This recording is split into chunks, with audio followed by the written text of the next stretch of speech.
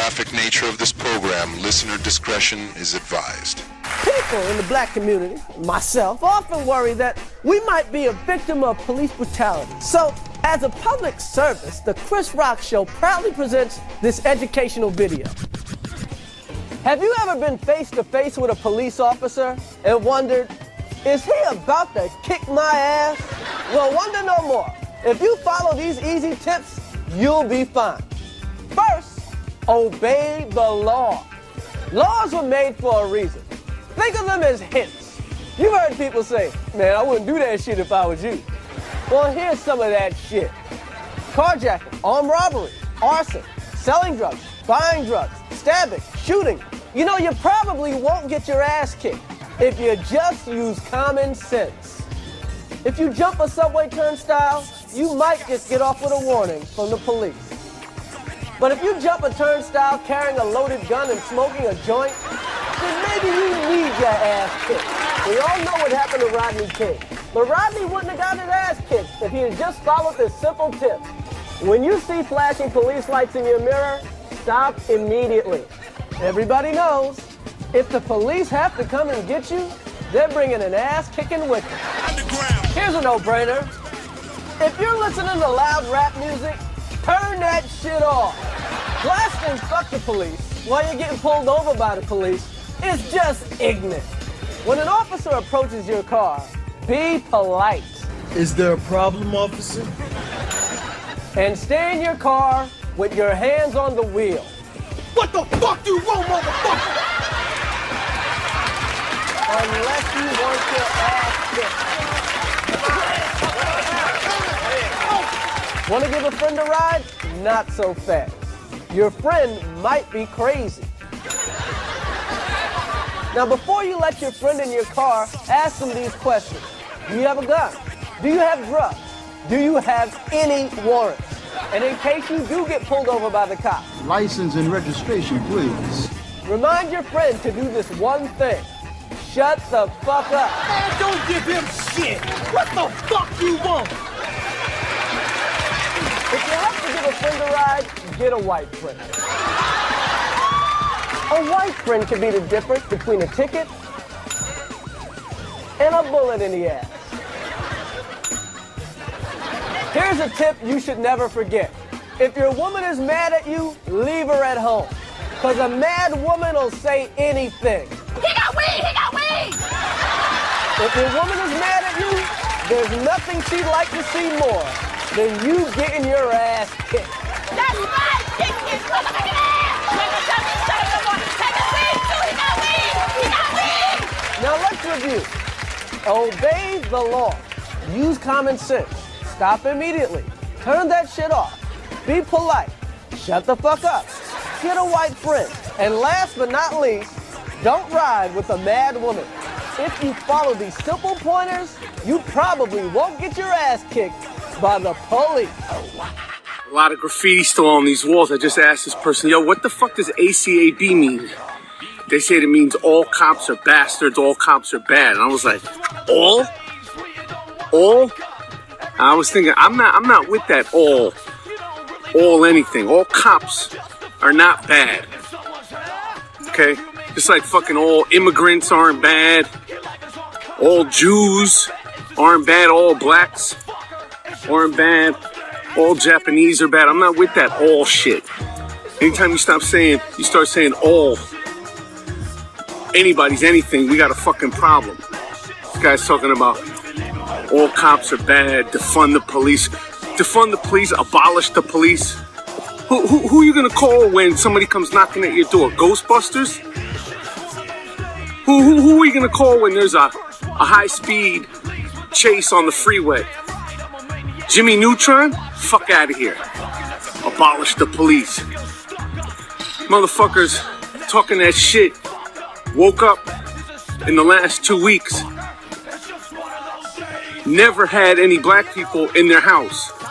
Talking about abolish the police, defund the police. It needs fixing. Absolutely. 100%.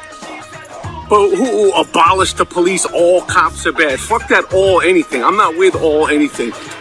Tried that radical shit with the Democratic nominations, right? You had all choices that you could get. Every color, shape, background. And who do we got? We got fucking Joe Biden. He's in a fucking corpse. All that radical shit that's going on right now, a lot of it is great. You keep fucking around when people get back to their regular lives, they're gonna be like, I need police. I don't want to abolish the police. I don't want to defund the police. Well, what are they gonna do if they come to our house? And they will say they. And then motherfucking dick stain Donald Trump will win again. I'm not with that ACAB. I'm not with that all fucking Jews are bad, all blacks are bad, all immigrants are bad, all gays are bad. I'm not with that shit. Stay the fuck at home. Your podcast will fail. It's just a coincidence that you were talking about the Jack and Triumph show and I'm here. Thank you so much for having me on your podcast. Hey man, this is Kevin Smith, guy who makes all those unlistenable podcasts over at smodcast.com, and you're listening to the Two Strangers, One Podcast. This is podcasting. You're listening to Two Strangers, One Podcast. Subscribe to us on iTunes or on the Stitcher app for Android devices.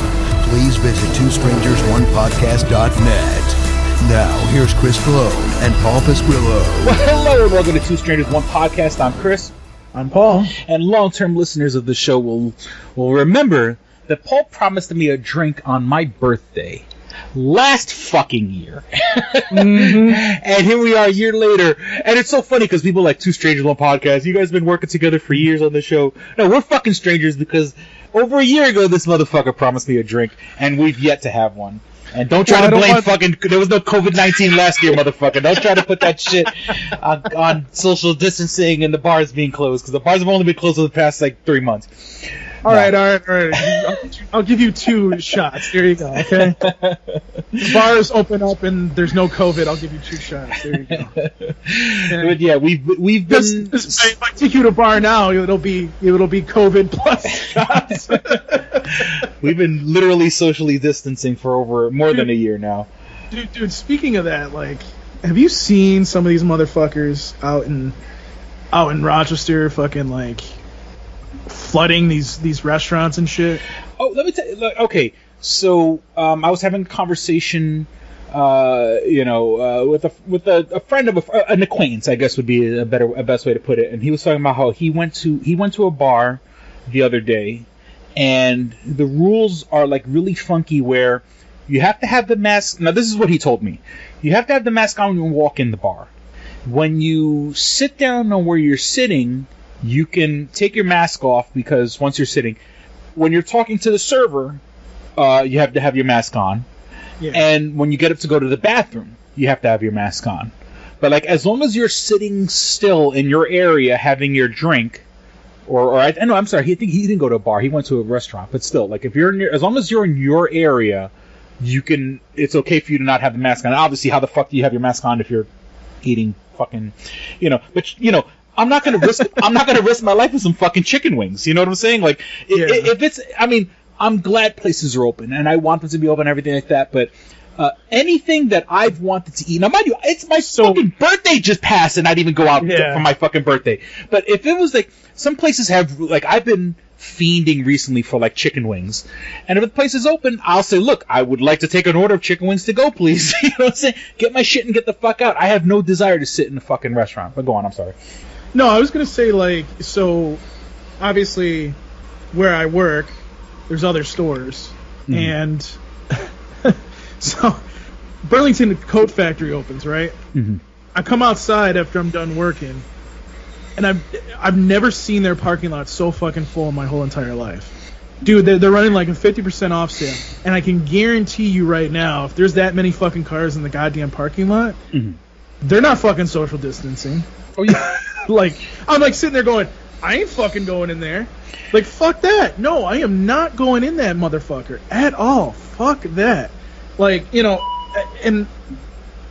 Obviously my theater's going to be opening up soon, in early July, and I'm just kind of I really, really hope, and the way that Cuomo's talking, we'll get to him in a minute, because I love what he did.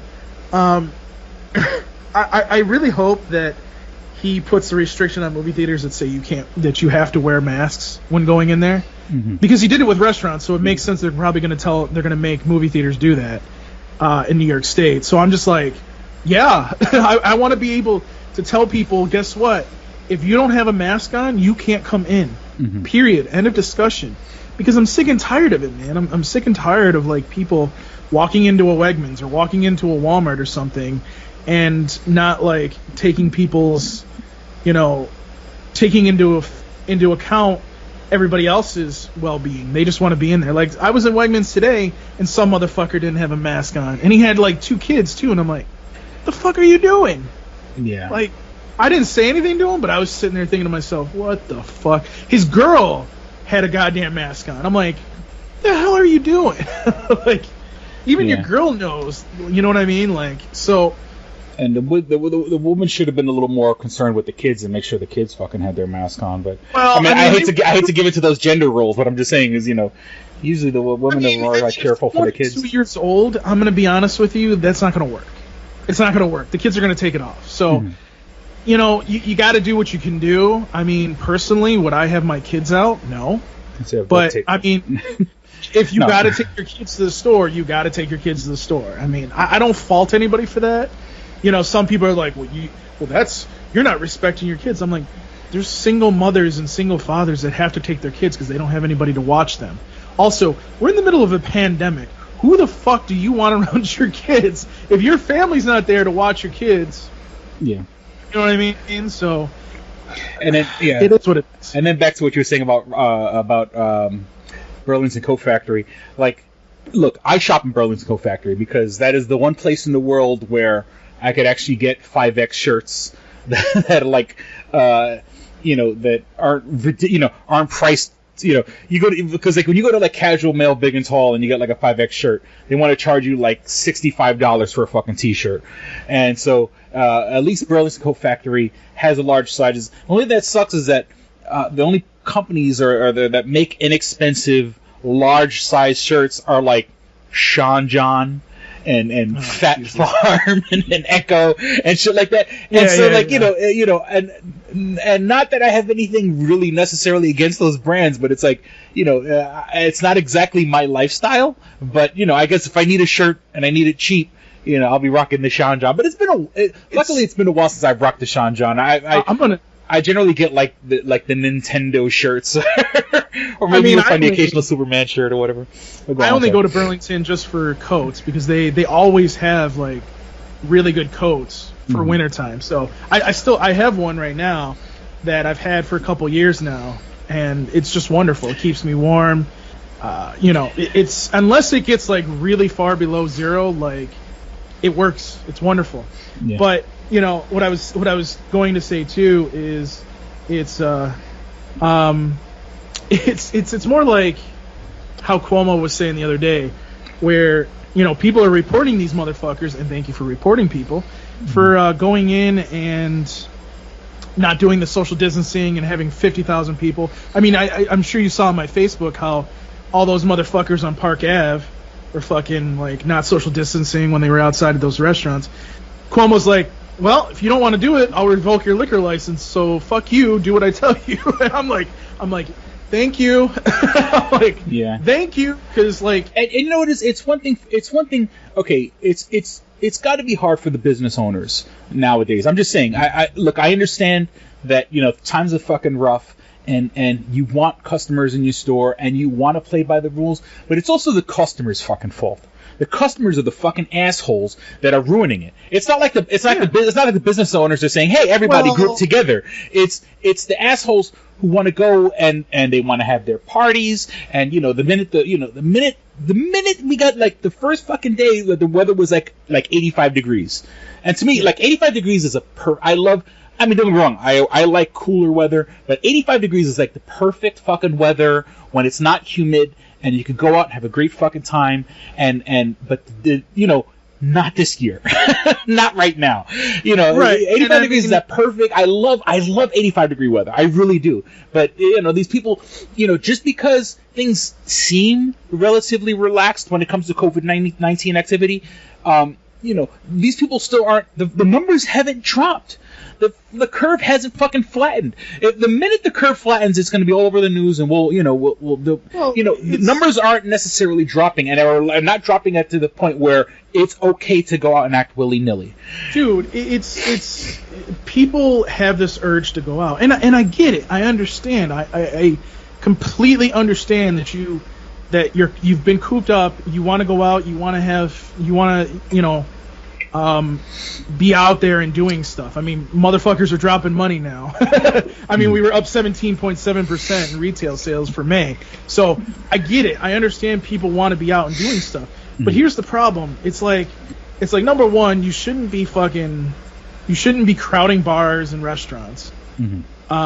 Because now you're going to get shut down if that happens. And by the way, it is the restaurant or bar's responsibility to be socially distancing people. Well, no, it's their responsibility, but it's hard enough being a fucking business. You know what I'm saying? It's hard enough before COVID-19. It's hard enough just running a business as it is. Right. And then you're gonna run a business where once idiots walk in your door. No. Your day gets infinitely fucking harder. I get that part, but what I'm saying is, it's not about that. Like you have the responsibility of making sure that 50,000 people don't show up into your thing. And if they are, then you do like fucking what Wegmans does or Walmart has been doing. You only let a certain amount of people in, you cut it off. And then people go out the one exit, more people can come in. That's all you got to do. It's not that fucking hard. But I get it. People they're trying to adjust to it. And I can understand if it's like a one-time thing and you're like, holy fucking shit, I got to change this. I mean, now they're going to have to change it because they're going to get their shit taken away. I don't know, man. It's just, I feel like on the other end where you got these people, it's like fucking people that jump on a goddamn plane and go down to Florida to the beaches or fucking North Carolina or Virginia Beach or wherever and fucking go anywhere. Like a spring break and shit. Yeah, if you fucking go in a plane, have you seen the videos on that shit about like if somebody coughs in a plane? Like, I understand there's not as many people flying. But holy shit, dude, you could get sick 5 times over in a fucking plane. Because it's literally recycled air. Exactly. And planes were nasty before COVID-19. Yeah. You know what I'm saying? Planes were nasty from just nasty people breathing. And and I hate to fucking cast aspersions, but the spring break crowd aren't exactly the cleanest fucking people in the world. Look at what happened, Chris. Look at what happened down in Florida, Texas, all those states down south. They're fucking their COVID cases are going through the roof because people stopped wearing masks. They went out and swarmed the beaches. Yeah, they opened the beaches. And now they got fucked. Now they're fucked. And these governors, instead of being like, let's shut some things down so we can prevent this, they're not. Yeah. Oh, we don't care. We don't fucking care. Oh, you're gonna care when 3,000 people die in one day in your state. And I sent you the link. I sent you the link to that article about fucking Vegas being open, and it was video and people in the casinos like nothing. I think we saw in the video that I sent you. Well, the video that was connected to the article I sent you. They're walking through, casino part. And let's just say, and I'm trying to be honest here. I would say maybe in the video you saw about 80 people. I think 2 were wearing fucking masks. As the camera went through the casino, only 2 were wearing masks. And in a casino, people are touching dice, people are touching money, people are touching chips. Everybody's touching everything, and it's not like it's not like casinos are open 24 hours. It's not like you take a break and wipe everything. A lot of businesses are, like Walmart, for example. Allegedly, Walmart usually the Walmart by us closes at 11. Now they've been closing at 8:30, and allegedly it closes at 8:30 because they say that everything from 8:30 to 11 is being wiped down. They take a chunk out of their day. Hopefully they are. I'm just saying on paper. That's what they say they're doing. How do you wipe shit down in casinos when they're open 24 hours a day? And when you see that crowd, like in that particular video, fucking the place is swarmed. It's begging for a second wave. So I mean, what they're doing what I've heard what they're doing in Vegas, which they have so much money they can fucking do this. They actually have infrared cameras. So they're scanning for people that have high temperature and shit. High temperatures. They're doing that kind of shit. So that way, if somebody's sick, and by the way, that's not gonna fucking do anything if somebody's asymptomatic. You know what I mean? Mm-hmm. So, I mean, at least they're trying to do stuff, but I understand too, like, how do you do that? Like, you can't tell me that you're gonna prevent COVID in a fucking casino. You can't tell me, for that much matter, that you're gonna prevent it in a plane. And that's why, like, I today they were talking about all these airlines are about to announce that if you don't wear a mask, you can't come on the fucking plane. I'm like, holy shit, people are getting it. I'm like, holy shit, people are fucking getting it. We need thousands more dead before fucking decisions are being made. I'm just saying, that's what takes people to fucking make a move. Is you need thousands of people to fucking die before.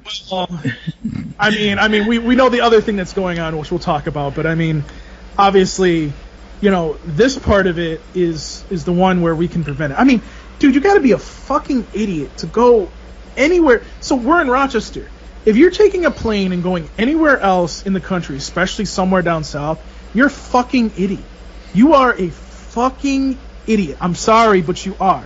We're in the middle of a pandemic. It's one thing if you're going to the beach out here in Rochester, or maybe, somewhere in New York State, you're going to a campground. Okay, fine. You're going there. They're going to make you socially distance anyways, or they're going to get shut down. That's what's been going on. Mm-hmm. So that makes sense. But to go on the plane and get yourself possibly contaminated, and then to go to a southern state like Florida, for example, or North Carolina. Mm-hmm. I don't even remember where Myrtle Beach is. I think is that North Carolina? Yeah, North Carolina. There's a big contingency of Rochesterians that go down to North Carolina because you see a lot of Outer Banks stickers. It's the stickers that say OBX, and I don't know what the fuck is it with Rochesterians and fucking North Carolina or wherever I'm pretty sure it's North Carolina where the Outer Banks is, but like it's like the migration. It's like fucking goose migration from fucking Rochester to fucking the Outer Banks. Go on, I'm sorry. No, you're fine. No, but it's one of those things. Just it's first of all, North Carolina. There's a lot of jobs down there, and I hear like a lot of Rochester people move down there. Mm-hmm. But also, it's one of those things where I don't know. It just doesn't make any sense to me to go anywhere on vacation at this point unless it's with family. Like, okay, we have a family place in northern New York. Makes sense. Mm-hmm. Oh, we have a family place in Virginia. Okay, makes sense. Oh, I'm just going to go down to Virginia Beach. What? Like, no. like, and I feel, and it's not just that. It's like if you have a kid, for example, and this is just the thing that comes to my mind because I've seen this before. If you have a kid, first of all, if your kid has immune deficiencies or is disabled or whatever, like, why would you do that to your kid? Yeah. You know what I mean? Like, does that not make you sit there and feel bad? Oh, well, I wanted to go have a good time. Dude, you're potentially giving your kid COVID. And I know, and some people may listen to this and be like, well, Paul and Chris are just being fucking over paranoid. Dude, I was looking at CNN's counter right there. 116,000 people have died this year from COVID. That's more than people have died from the flu this year. Mm-hmm. Like, if you're not getting it, then you're just an idiot at this point. Like, if you're not getting it, you're an idiot. And that's why people, it's like, I hate to bring this up, but there's sometimes where I sit in the back of my mind, I'm like, I don't know if I really want the movie theater to open up because I don't want to have some idiot that gets all crazy because I make them wear a mask if that ends up being the case. Mm-hmm. You know what I mean? Because people are getting stabbed, getting shot for no goddamn reason. I'm doing my job and then I get shot. Like, I don't know, man. I just, that COVID thing is just kind of, taking my vibe out of life lately. So I just need something else. I mean, and then there's obviously the other situation, which Well, just one. Two things before we go over to the next step. Okay. I had George Carlin's daughter. I'm obviously a giant fan of George Carlin. You can see my giant head in one of his HBO specials. He had it was the anniversary of his birthday a couple weeks ago, but his daughter had tweeted. Actually, when I sent you that link to the Vegas article, his daughter had tweeted that article originally, and that's where I got it from. And I had said these people are like sheep and like lemmings. Sheep follow the leader. Lemmings, the joke, lemmings will march off a cliff they follow the group so much where they fall off the cliff. And so I had posted back to her, I said sheep and or lemmings, and then she posted back to me ostriches, and it took me a second to figure that out. What does an ostrich do? An ostrich sticks its fucking head in the ground and tries to ignore that there's a fucking problem.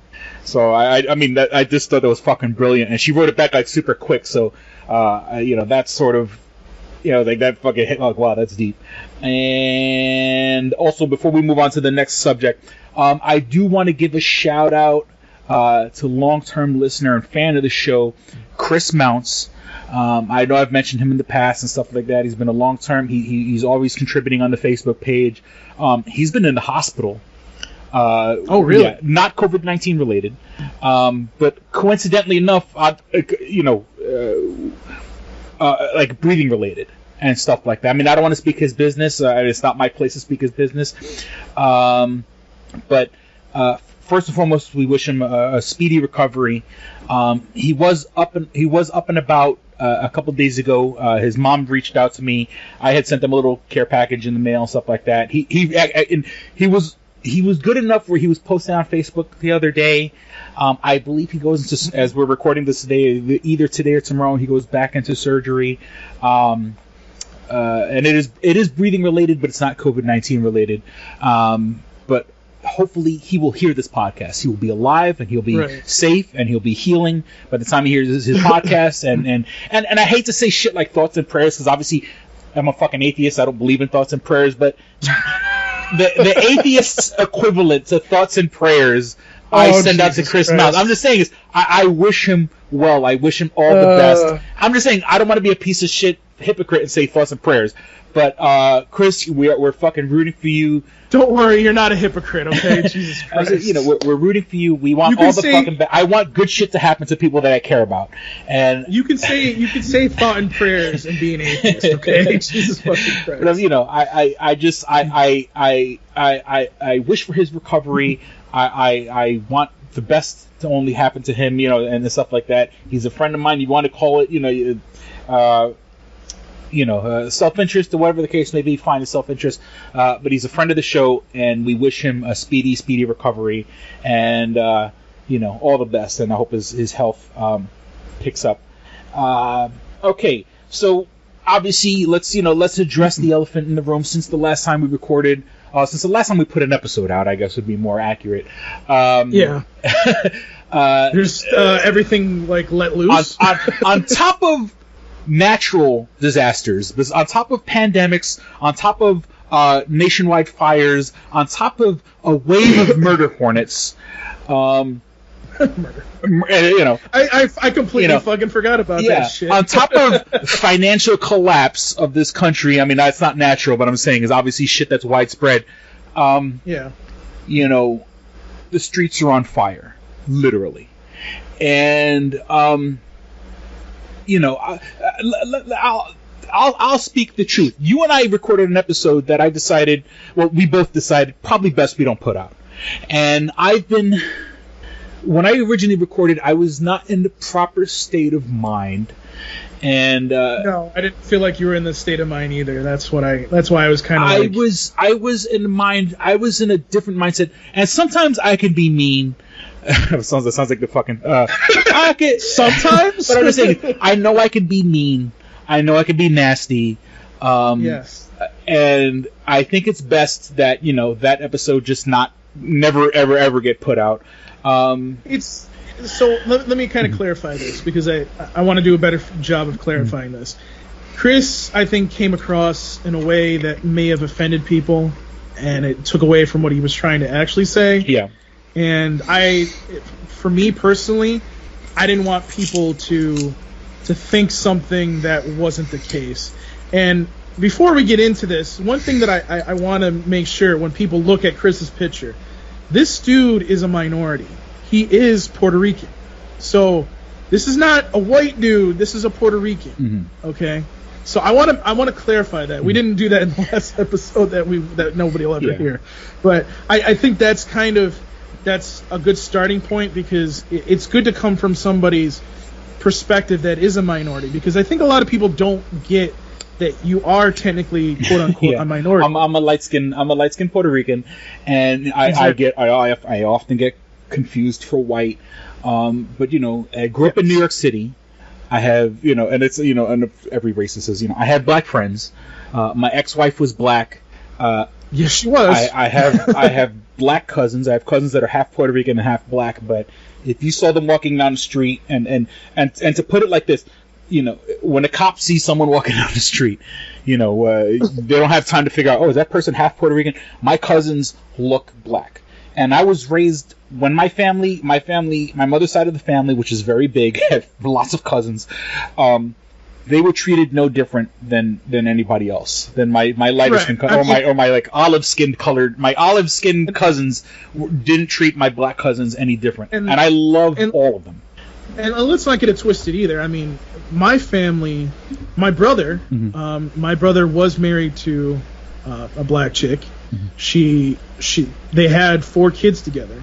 So obviously they have black kids. Those are my nieces and nephews. And you got to keep in mind here that they don't get treated any differently than if they were white. They're not going to get treated any differently. That's not how it works. Yeah. Trust me. If you're my family, you're my family. If somebody hits you, we'll go down there and beat the shit out of them and do an Italian job, okay? It doesn't matter. I don't give a shit if you're black, white, Asian, a fucking alien that came down from whatever planet. I don't give a shit who you are. Like, if you're my family, you're my family. It's the same thing. It's the same way I approach life. If you do something wrong, I judge you on your character, not on the fucking color of your skin. I get sick and tired, and and this is something that I think is good to talk about too. Is how do you put this? Like, sometimes I feel like black people that don't know me are kind of offstandish to me because I'm white. You standoffish? And standoffish, like they're like, what is this guy gonna say to me? And then when I speak and I tell them, and I'm just treating them like a normal person, I feel like, people in Rochester kind of are like, oh, okay, well, this guy's not some racist motherfucker. Because, I was raised to treat everybody the same. And, I think this is kind of the good starting point in order for us to talk about all the things going on right now with, the protesting, the looting and that. The looting in that is the one thing that, pisses me off. And let me address that first. The motherfuckers here in Rochester, and I'm only going to talk about Rochester because I don't know anything down south, and I'm going to be honest with you, from what I've heard from my southern friends that are black, it's 100 times worse down south than it is here in New York. Is there racism everywhere? Sure. But, dude, you're talking about racist billboards, you're talking about fucking segregated schools still, where you have schools that are just for black people. You know what I mean? Like, it's one of those things where it's just like, why is this still going on? But that's a whole different conversation, honestly. Here in Rochester, and we only had one day of this, mind you, they had a protest. This was a couple Saturdays ago at this point, and people just went on a looting spree. And it was mainly in the city of Rochester and in Irondequoit, and people may not know where Irondequoit is, but Irondequoit's like north of the city. So, and in the process, a bunch of minority businesses got destroyed. Yeah.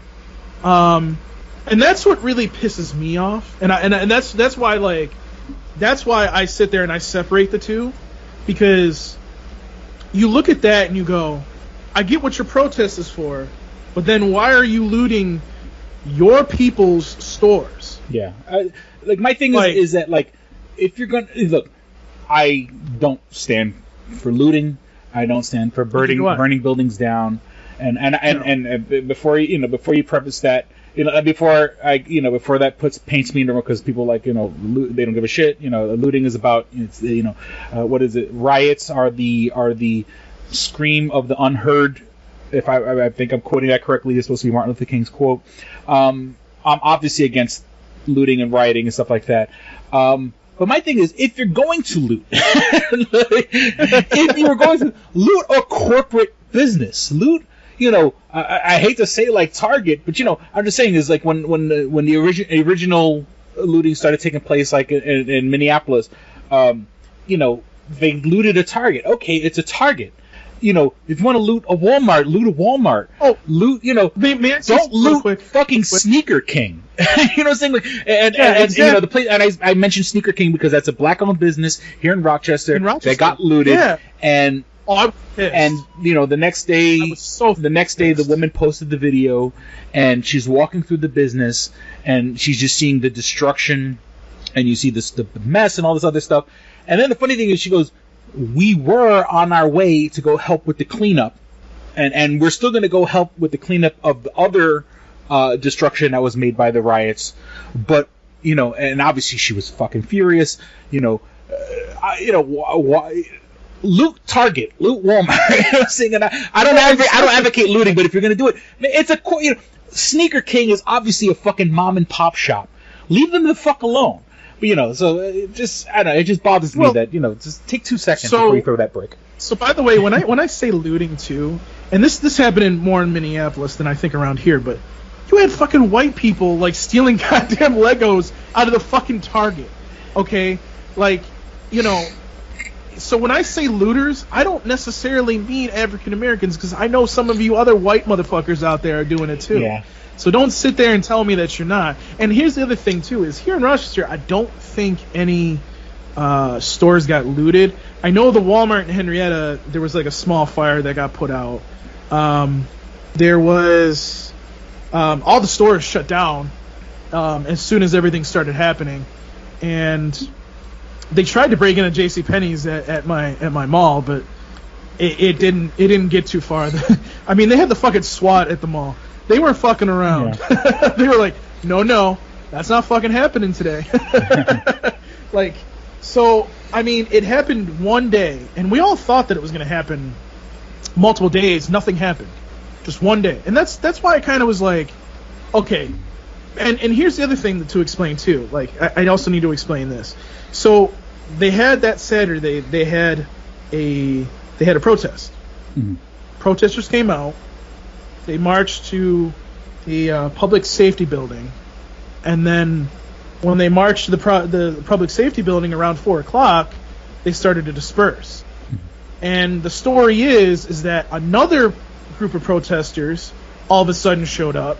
And then they started yelling and screaming and whatever, and then they started flipping cars and setting things on fire. I mean, it wasn't anywhere as bad as Minneapolis, but what the hell was that? There is a point where, there's a time when protest starts and civil unrest begins, or criminal activity, right. And everybody has their right to march, and everybody has their right to protest, and then unfortunately, opportunists. And when I say opportunists, okay, first there's just assholes who want to break shit and steal shit. Those people showed up, and unfortunately, they got mixed in the situation. There's a bunch of people out there who, I don't want to get way into it, but I'm just saying is there were people there for the wrong fucking reasons, and it's totally ruining it. It's totally crap. It's so ruining it for the people that are there. We're genuinely fighting fucking systematic racism, and it's a fucked up system. It really is. Black people have been given the fucking short end of the stick in this fucking country, and minorities in general. Right. And here's the thing: like, some of the people that did some of this damage weren't even from the city of Rochester. They were in, like, one was from, like, Fairport, for example. I'm like, What the fuck are you doing in the middle of the city of Rochester throwing shit? And then, you know, what annoys me is that same group that protested was sitting there saying, "Oh, you should free all the people that got arrested for that." I'm like, why? Yeah.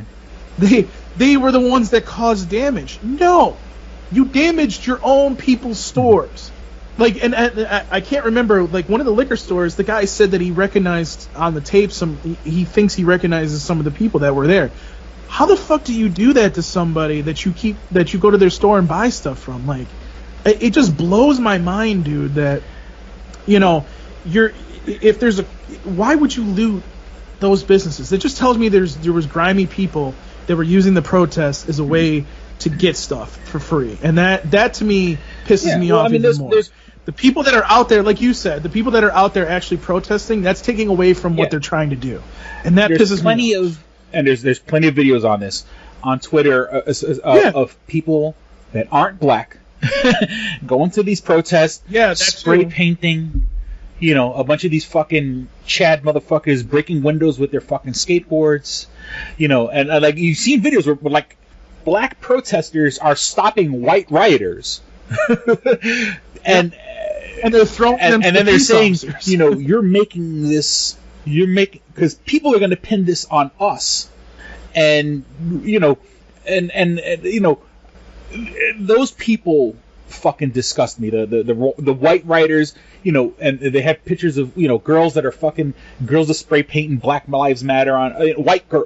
Or no, this particularly was like Asian girls spray painting Black Lives Matter on the fucking, you know, and these guys are taping it saying, don't do that because they're going to blame it on us, you know. Exactly. And I understand I you know, not that I understand, but you know, these people, whatever rage you have, it's not your place to do that damage. Like you're the fucking white savior and you're going to save all the black people in the world. You know, let the black people take charge of their protests and how they want to fucking do it, you know, and breaking shit and rioting and looting and setting shit on fire, you know, it's not your fucking place to do that.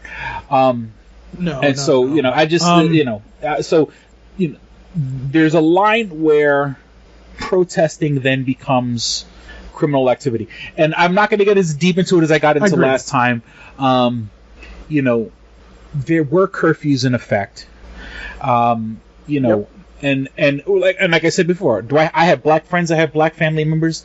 I also have family and friends that are cops. I have friends. I literally have family members that are NYPD, and I was a state correction officer for 10 years. Part of me, you know, there is a part of me that stands with the cops also. This isn't an easy fucking job to do. The world is on fire, and people literally hate cops, and people have been throwing. Now, and I'm not going to go deep into this, but okay, when it comes to the cops, first and foremost, and I just want to say this. All right, so we're having some technical problems. We'll be back with more dick and fart jokes.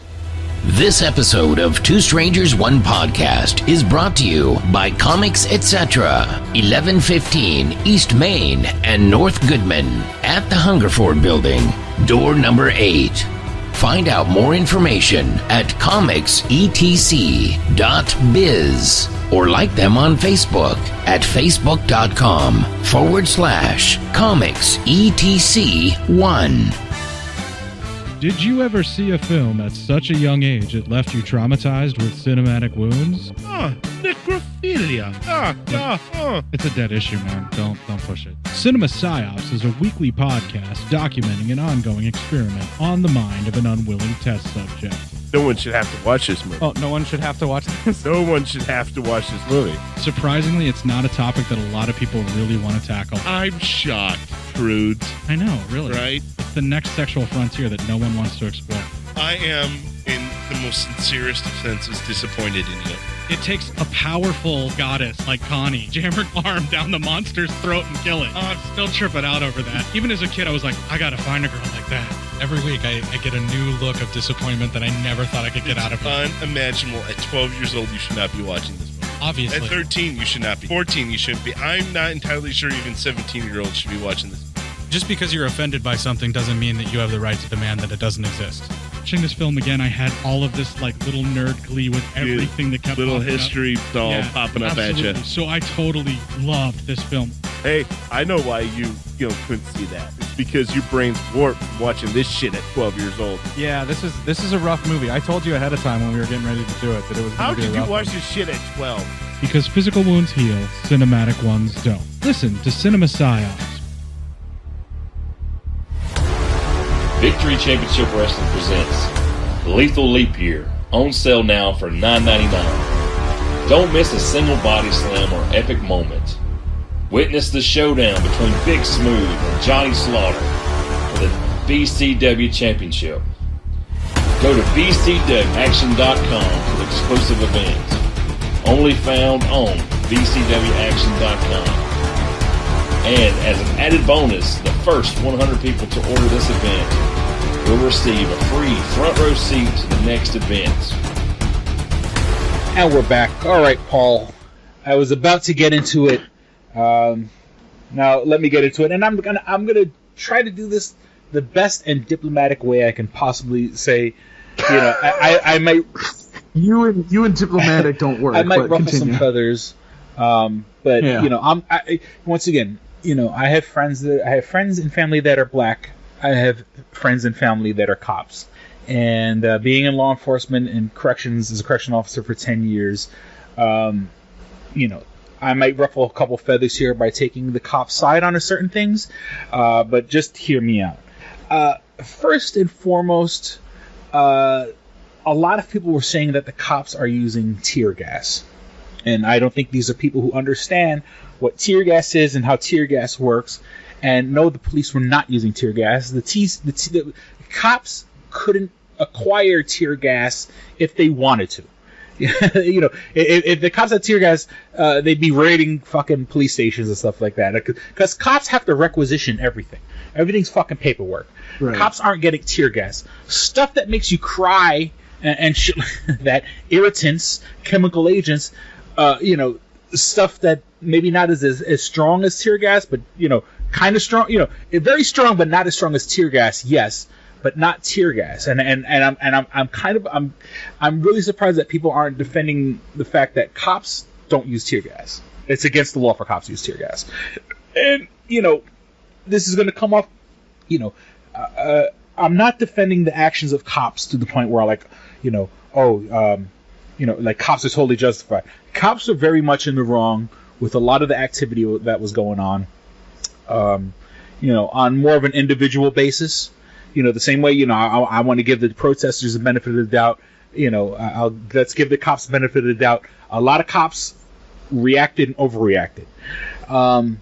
That being said, it is a stressful situation when it's you and maybe 30 other people versus a crowd of a couple of hundred people that are throwing objects, are cursing at you, are you know, chanting, for, you know, for you to be, you know, for you to be defunded and all this other shit.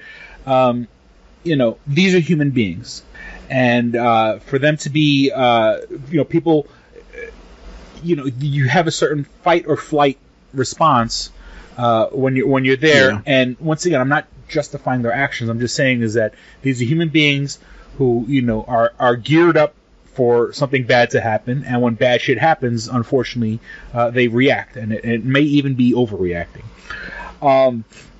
There was a lot of, you know, a lot of these videos of people saying, "Oh, the cops are shooting rubber bullets and the cops are hitting people," but I noticed a lot of people seem to fail to notice nobody's showing the cops saying disperse, and that's like fucking that's penal law 101, the escalation of violence.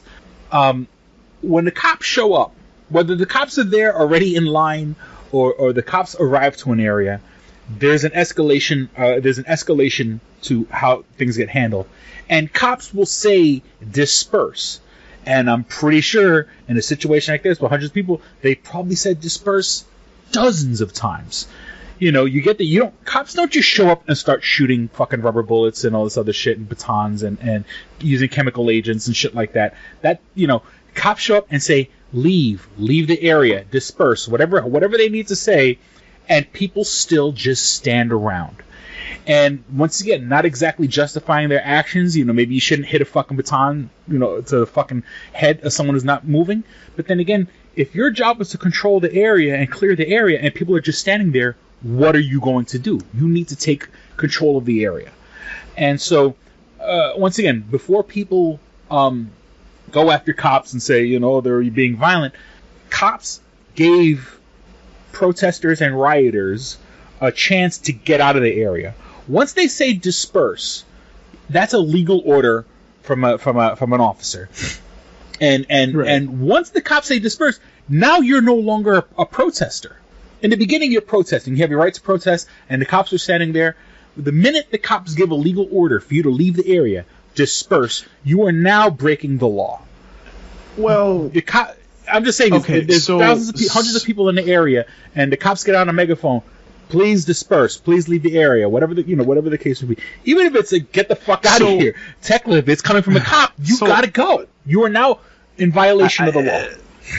I think you're leaving out the point that when they were doing this, people were violating curfew. Oh yeah, and that was going to be my next point. Is that Okay. So because I was going to be like, wait a minute, you're talking about something that happened after. Well, yeah, curfew, the one of the more famous videos is the guy that's 75 years old in Buffalo getting pushed backwards by the cop. Which, not for nothing, if you look, there is a video of the same guy, because that guy had a police officer's helmet got taken off. That guy has a helmet in his hand. And there's an earlier video of him standing in front of some building talking with a bunch of other protesters, and one of the guys even says, "Oh, this guy's planning to get punched in the face by a cop." And there's video of that. But let's forget about that. It is now, in that particular video, it is after curfew. Cops have said 10 fucking times, once again, I don't know the exact number, but I'm pretty sure that's the one thing everyone's not talking about. Cops don't show up and start shooting and pushing and not to mention the body language alone also. First and foremost, they're gonna say disperse, they're gonna say leave, they're gonna say whatever they have to say. When the cops are coming towards you in a line with riot gear to clear the area, what's going on in your head that makes you think, let me approach this fucking line of cops? The body language and everything says disperse. Their job is to push the crowd down whatever block. And I know there's stories of cops corralling people. If the cops are really corralling people to shoot them with fucking rubber bullets and fucking chemical agents, that's horrible. And if that's the case, if that's true, then that's criminal activity, which I don't necessarily believe. I can't see cops doing that. I mean, there were some instances where like cops were kneeling and then people came fucking running down the street and then the cops started shooting them. That was fucking shady and shiesty. I don't know what the other side of the story of that is, but that was fucking horrible also. So once again, I'm not lifting all cops to the fucking points where they're angels, but a lot of these protesters, and we're showing people that are getting shot with rubber bullets and shit, they seem to magically forget that the cops were saying, go in your apartment. And I think the perfect video is when the cops are rolling down the street and people are on their porch and the cops say, get in your house, get the fuck in your house or whatever. And then one guy says, light them up. And see, everyone gets all excited about the cop saying light them up. What about the 3 or 4 times before he said light them up where the cops are yelling, get in your house, get in your house, get in your house, go inside. People get upset about light them up. You're given a legal, lawful, direct order to get in your house. Those people ignored it, and they got shot in the face with fucking pepper balls. So, I won't dig any further. I just wanted to get that out of my system that these people are painting pictures of cops being horrible fucking animals, but it's sort of like if you were giving a legal director, and that's the whole thing, is that the kind of person that doesn't listen to a cop, when a cops are in riot gear saying don't leave the area, what does that mean when you get pulled over and the cops are trying to talk to you and you want to catch a fucking attitude and stuff like that? So, if you just listen to the cops, keep a calm head. And of course the cops need to keep a calm head also. But if you're not listening to legal direct orders and not keeping a calm head, you're sort of helping escalate the situation. So let me jump in here. So, I think what the problem is I'm with you to the point of where, you know, the protesters violate the curfew. Mm-hmm. Okay. And, you know, let's back up a little bit. So in Minneapolis, where the protesters were setting things on fire and looting stuff, and again, there's definitely a difference. You can see it in some of those pictures. I mean, there were some fucking white people that just walked in, grabbed something, and left. Like, I mean, what more do you want me to say? Like, it's not just black people. But anyways, so, you know, in that situation, the cops had to crack down. They had to bring in the National Guard. They had to break down, to you know, stop everything that was happening. Now, here's the problem. Some of those cops, and some of the cops in some of these protests before, and again, let's keep in mind, they were a lot more rough when things were out of control. I think we can all agree on that. You know, for example, they arrested a CNN anchor live on air. Mm-hmm. And even the guy that took the anchor away was like, I'm just following orders, dude. I don't know why they want me to arrest you. And the governor of Minnesota had to come out and be like, yeah, we fucked up. We fucked up. So, you know, I think there's a couple problems here, Chris, that I think is the reason why, you know, people are, you know, against cops. I mean, first of all, obviously, you know, so for example, the whole George Floyd thing, that should have never happened. The way that he did that, it should have never happened that way.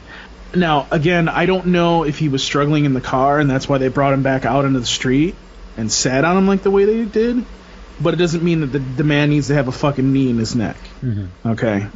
You know, and I'll be honest with you, the one thing that I worry about, and I wish that police officer didn't get that lawyer, because I think that lawyer's not going to do him any good. Basically, it comes down to, you got two cops there that haven't even been there for a week, I think is what they said, and they're following the guy that's in charge, and he's telling them to do this, and he's following their lead. And, you know, it's hard for me to sit there and go, well, he's giving orders, but there again, I don't remember what the laws are in Minnesota. So, I mean, there are things like that. There are things where, like, for example, a cop will come up and they tell you to disperse. They spray you with pepper spray, and then they hit you with the firework. That's one video I saw, and I'm like, well, what are you doing, dude? Like, you're getting recorded. Why are you shooting them? I get that it's past curfew, but you're going a little excessive with it. So the problem is it's not that the cops are dispersing the protesters. It's the part that some of them were taking it to an excessive point. Like that one NYPD that came up and just literally like laid out that one girl, and now she's like fearing for her life because she thinks that even just going out is going to get her hurt. Like, you know, you gotta. It's one of those things where I sit there and I go, it's both. Mm-hmm. You know what I mean? Yes, the protesters should be listening and doing what they're supposed to be doing, but it's also the cops shouldn't be taking it excessively. And I mean, look at what has happened since then. The situation has been de-escalated.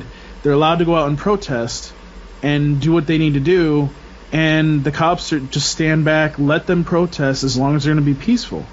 And since it's been peaceful, nobody's had to step in. But that doesn't mean that if it got bad that they wouldn't step in. Yeah. You know what I mean? So I think it's kind of everything's worked out in good spots. The only thing that, and I was talking to you about this, and I wanted you to watch the video, which you did. The Wendy's situation, I can't remember the guy's name, but it just happened a couple days ago in Atlanta. Guy's in the middle of a drive-thru, asleep. They call up. They call up the emergency and say, look, we don't know what's going on with this guy. You know, can you send somebody to check on him, see what's going on? So first police officer comes in, and I'm kind of just explaining this very quickly. Says to the guy, listen, and this is all on body cam, by the way. You can go up on YouTube and search for it. like for the first 40 minutes, and you watched it, Chris, everything was fine, right? Everything was fine. The guy was being cooperative with the cops. Clearly drunk, though. Just clearly drunk.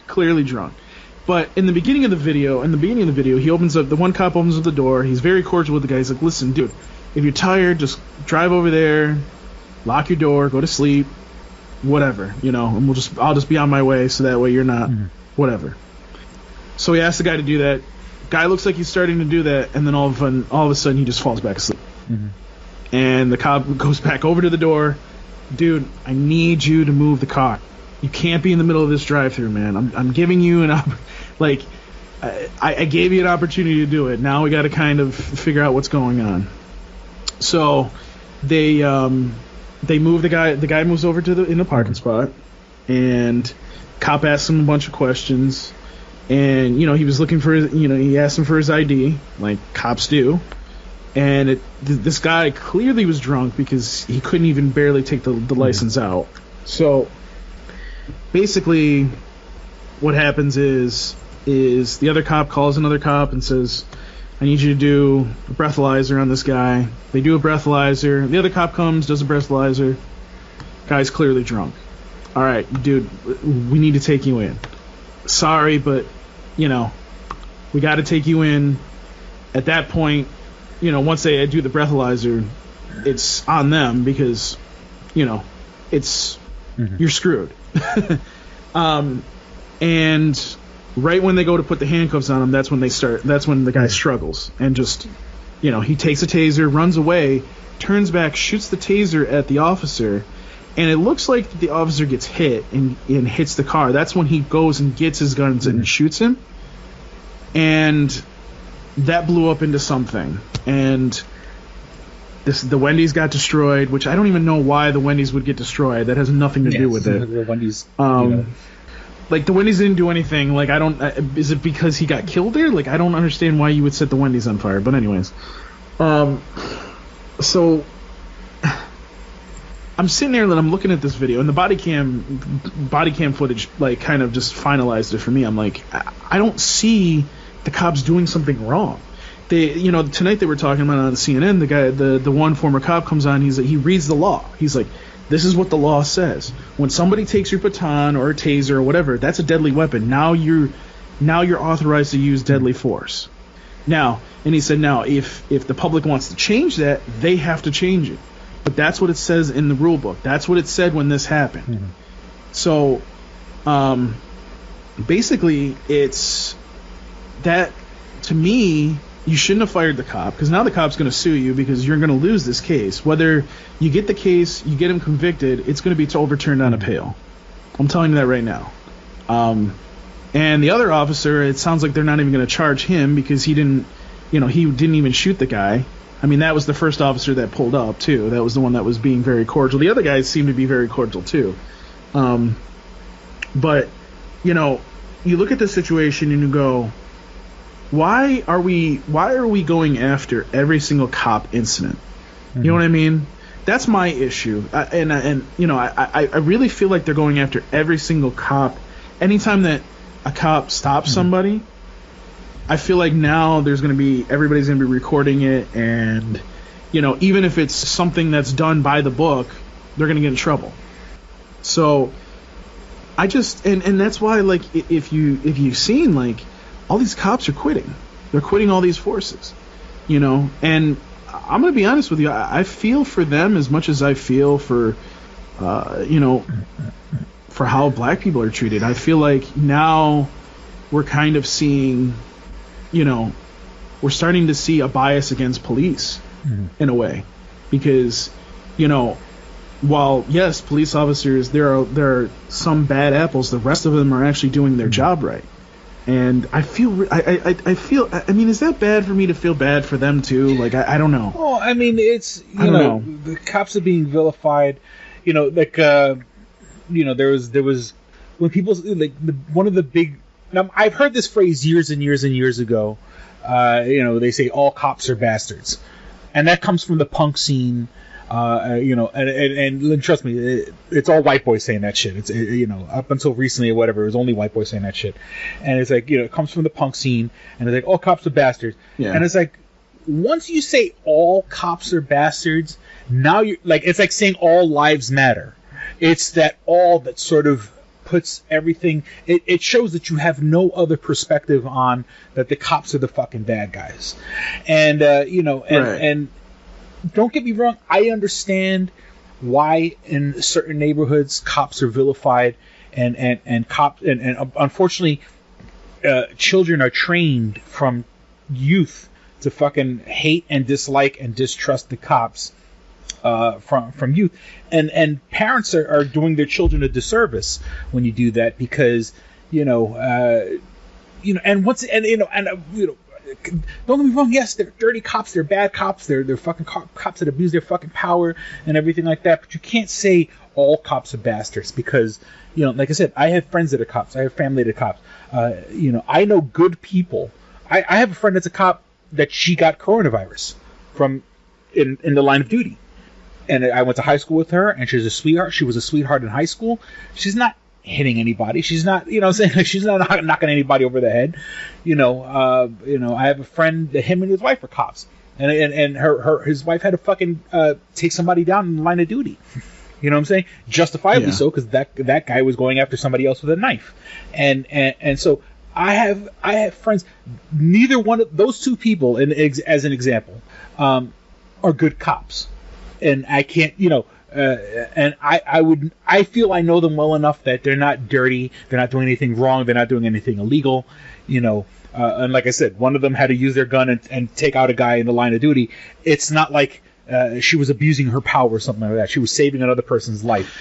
So for the people to sit around and say all cops are bastards, or for the people who train children from day one, you saying all cops shouldn't be trusted, it's just as bad as a white person training their child to hate black people, or say all black people are criminals, or all black people are right. We don't want to live around them, they smell bad, or what I'm saying, like it's just as bad. You're teaching your child a prejudice against cops when that's really not the fucking case. Well, and the point that I'm trying to make with the Wendy's incident is that if a cop is using deadly force, and in this case it sounds like, according to the law, he used deadly force to what it's defined in the law, at least in Georgia, you need to change the law. The law needs to be changed. And I try not to get into it because I don't want to offend anybody, because I'm not trying to. And that's the thing. Like, I think, what's the saying? Like, cooler heads prevail. Like, you can't, like, right now I can't have a logical conversation with one of my black friends, because if I even mention the word, if I even say that something's wrong, I might get blowback from that. But let me make some things clear. And I've had a debate or two on Facebook about some things. But do I think that black men are racially profiled by police? Yes. Do I think they get sentenced worse than white people? Yes. Yes, I do. Do I agree with a lot of the things that happen to black people as a result of police officers? No, I don't. Okay. I'm on the same page with everybody, but there comes a time where, all of a sudden now some things intersect. This situation at Wendy's, that should have, while it maybe the guy should have shot him in the leg and incapacitated him, he actually did his job. And that's what I'm trying to get across, and I don't want people to sit there and say to me, well, it's just another black man getting shot. No, that's not what happened here. If you look at it from a person that sees it in a logical manner, that was actually a cop doing his job. What wasn't a cop doing his job is the whole George Floyd thing. Okay? Those are two different things. What happened to George Floyd should have not happened to, or what happened to George Floyd should have never happened the way that it went down. But what happened in the Wendy's incident, that was preventable. If the guy would have just been handcuffed and led away, and he gets one phone call, somebody could have came and picked him up. You know what I mean? Like, at a certain point, you got to kind of sit here and go, what is a bad situation that a cop did, and what's a good good situation? And there's no really good situations, but what's a proper situation? How should a cop handle a situation? What happened at Wendy's was how a cop should handle a situation. Do I think that he could have incapacitated him by shooting him in the leg or something? Yeah, definitely. And he would have been in his rights. And the other thing that I want to mention too is that the cop that was on tonight on CNN was saying how, like, if he runs away and let's say he goes and he tases somebody and tries to take somebody's car, the cops are liable for that. So that's part of the reason why they have to stop him. And that perspective doesn't get brought up as much either, and that's something that needs to be put in. But I'm just basically saying, like, you have to take these situations now with a grain of salt. You can't say that every single time that a cop pulls over a black man and that black man takes a weapon off of an officer and runs away, like tackles an officer, takes the weapon, runs away, and then the officer shoots him because of the law. That's what an officer should be doing. Okay? I mean, I don't know how much more I can say about that. But it's just, we have to make the distinction here, and that's kind of where I'm at with it. And it's like, and this is going to sound like something from the other time we recorded. It's like, when these people resist arrest and stuff like that, has that ever worked? Have you ever seen a video where someone resisted arrest and fucking won? You know what I'm saying? Even the guys that even when you watch like Cops, which I guess which is getting canceled, by the way, which just got canceled, and so is Live PD too. Nobody gets away from the cops, and I understand there is once again that fight and flight response of, but if the cops are coming on, just that's it. Put in your fucking head you're being arrested. There seems to be a lot of, and that's when all these problems happen. I mean, to be fair, that guy was drunk. No, so I'm saying, he probably didn't know what he was doing. But in all these situations, not all these situations, but I'm saying is you watch videos of people getting pulled over, and there's tons of videos. Whenever a cop pulls over somebody, people pull out their phones. There's tons of videos of people getting arrested, and some people catch a real fucking attitude even when they're in the wrong. Even when they're in the wrong and they catch a fucking attitude and they want to resist and they want to fight with the fucking cops, and it's like, you're not gonna win. You're there by yourself against 2 or 3 people with guns. You're not gonna fucking win. Let them put the cuffs on you, and because and the other one, I don't want to bring it up, but even like Eric Garner, he struggled with the fucking cops, and the cops freaked the fuck out and choked him to death. Had he just let them put the cuffs on him, they weren't gonna fucking kill him. No, and I would say, and I don't want to get into the shit, but it's like, no cop wakes up in the morning and says, I'm gonna kill myself. I'm gonna kill somebody today. No cop ever says that. Unfortunately, it's what happens when resistance, when cops are arresting someone and that person resists and it becomes a power struggle.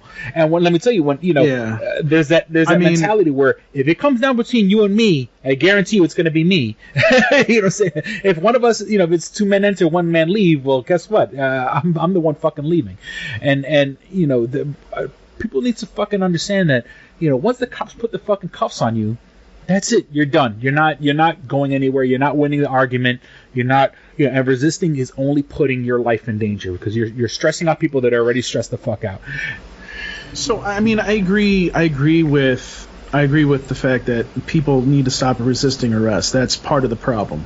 Let the cops take it in. But here's something that I think that doesn't get brought up enough is don't resist arrest. Don't be a dick to the officer. Just do everything the officer says. Make sure they have a body cam on, and then this is what you do. If they did something wrong, you ask for the body cam footage because you're a public. You pay for that. You pay taxes for that. You might as well get the body cam footage, and use it at your trial.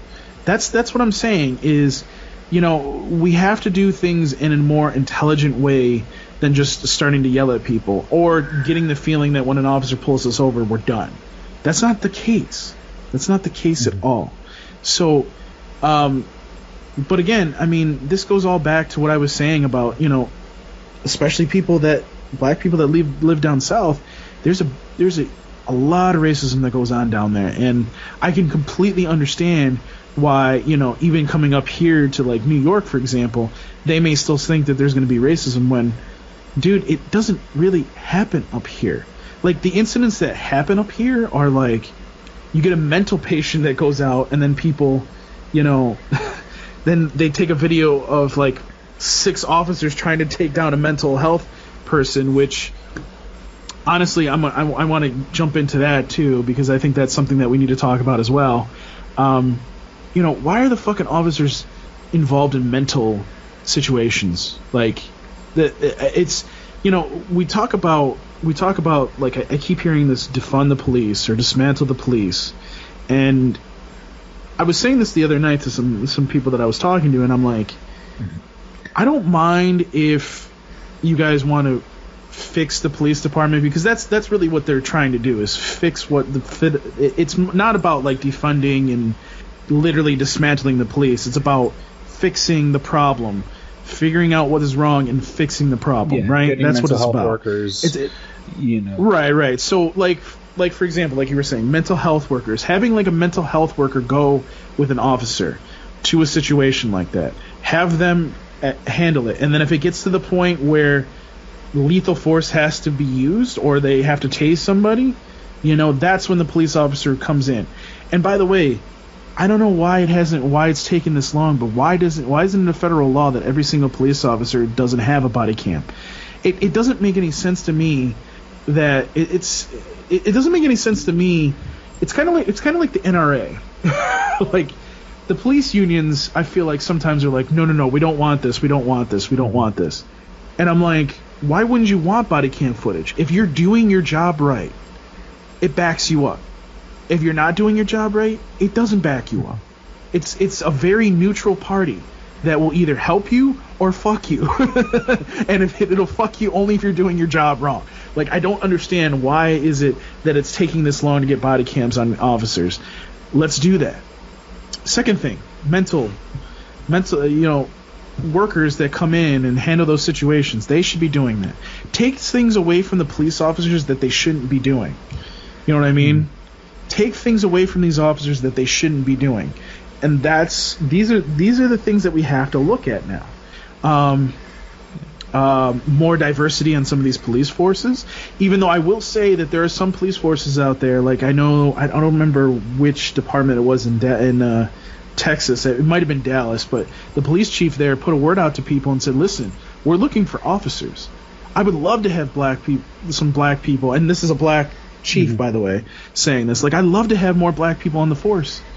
Like, when a chief says that to you, the community should respond and try to do that, because then you get to see the other side of it, but you also get to, you know, help your community. Nobody's signing up for the police academy if you've been fucking trained since birth to hate cops. You know what I'm saying? If you have no aspirations to be a cop, I'm just, you know, I mean, I may be speaking. I get what you're saying. No. More generalizations, but I'm just saying is that, you know, people need to police their own community, and well, there's that like, too, you know, and I think that, and of course we absolutely need more diversity hiring, and a, you know, the word, you know, the 2 words that everyone fucking hates is, you know, oh shit, what's the word I'm thinking about? You know, oh my god, you know, not body diversity cam? Hire. What's the word? Oh shit, the word, you know, when they hire. Multiracial? When you, I don't know. Like, oh, you only got this job because you're black. Oh shit. Oh, I don't even know. I forgot the name. It was you know, equal shit. I gotta fucking. I forgot the word. They haven't used it. Well, they use it, but it's like, you know, oh, you only got into this college because you're black. You know. I say diversity hire. I know there's a. What's the word I'm looking for? Equal opportunity. You know, my point being is that, you know, people say the other phrase with a bad taste in their mouth. Oh, you're just here because, you know, you're here to fill a quota, or you're here for your. But you know what? Maybe we need that. Maybe we need more affirmative action. There we go. That's the word I'm looking for. Yeah. It took me. Thank you for helping me figure that shit out. When well, I googled it. So. I said, yeah. When people say, "Oh, an affirmative action," you know what? Maybe we do need affirmative action needs to be up when it comes to hiring police officers. You know, because hiring more black officers to deal with black communities would help keep shit in order. It's sort of and don't get me wrong. I mean, there's white boys out there who are trying to do the right thing and don't see things as fucking black and white, and I'm pretty sure, and there's human beings out there. There's people out there trying to do their fucking job, but maybe for the time being they should up the affirmative action when it comes. But then again, some places are just fucking you're not. Some places just white. But. Do keep in mind that in some of these instances, a lot of the cops that are charged are actually black. So it's like, you can't. I hate when people sit there and they associate a cop with white when that necessarily doesn't happen anymore in 2020. So I guess body cams, like I was saying, so body cams, having mental health workers go and maybe have an officer with them, that kind of thing. Not affirmative action. I don't like that. More diversity on the force. I like saying it that way. I think that's better. I also think that, and this is something I've been racking my brain about, is, they're talking about how there's different police forces. Why does there need to be a police force for every single town? We have a state, like for example, New York State. Every county has its own police department, and the state has its own police department, and then every city has its own police department. Why does a town need to have their own police department? You know what I mean? Why not just have the county be the police officers? The county police officers around here do their job right. You never hear anything wrong about the county police officers. It's the ones in the city that you hear about all the time, or the ones in East Rochester or Brighton, because they're assholes. You get pulled over for a fucking oh, your light's out. Yeah, I have the light right here. I'm getting it fixed tomorrow. Oh, okay. Well, I'm still going to give you a ticket. That's being an asshole. That's being a fucking asshole. Defund highway patrol. Yeah, I've had that. No one never likes the fucking highway patrol. Highway patrol does shit. Fuck the highway patrol. Defund highway patrol. And I love cops. But you understand what I'm saying? But you understand what I'm saying? Why don't we stick to a city police department, a county police department, and a state police department, and just call it a day. That's all you need to do. And here's the other thing too, on top of that as well. Another problem is that these, for example, New York City, or even Atlanta. Atlanta's is a better example, I should say. So the Atlanta PD has different departments. So they have police for the Metro. They have police for the Georgia World Conference Center. They have the regular police, and I'm sitting here going, so wait, what? Do we really need to have that many different departments within one department? Can't we just have the Atlanta PD, and these officers happen to be assigned to the Metro, and these officers happen to be assigned to the Georgia World Conference Center? Why does there have to be 50 different, lines of defense? Just all one department. Make it very simple. Obviously, there's SWAT. Whatever.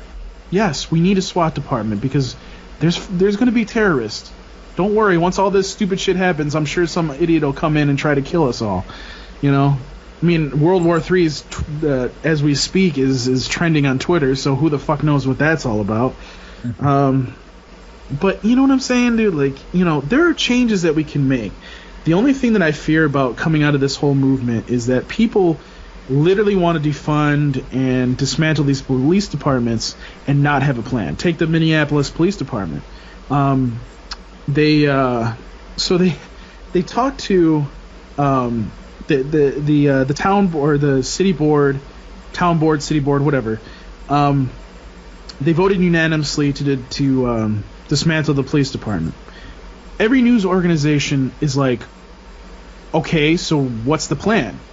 Oh, we're going to take a year and figure it out. So wait. You just voted to dismantle your police department, but you don't have a plan. That's where I kind of go, the intelligence that I don't use a lot, goes, wait a minute, stop. Stop, wait a minute. You don't have a plan, but you want to dismantle your police department. Why don't we put the foot on the brake for a minute and figure out the plan, and then vote on dismantling the police? I'm one of these people, Chris, that if you don't have a plan, I'm not going to support it. I'm sorry. Have a plan. Tell me why, for example, what is it? $6 billion goes into the NYPD's fund, I think, or like $6 billion, something like that. It's a huge amount of money. I don't know. Okay, if you're gonna take, like Mayor de Blasio saying, I'm gonna take money away from them. Okay, what are you going to take away from them?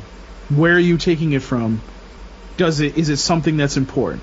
Because if you're taking it away from like terrorist things that need to be in place, no.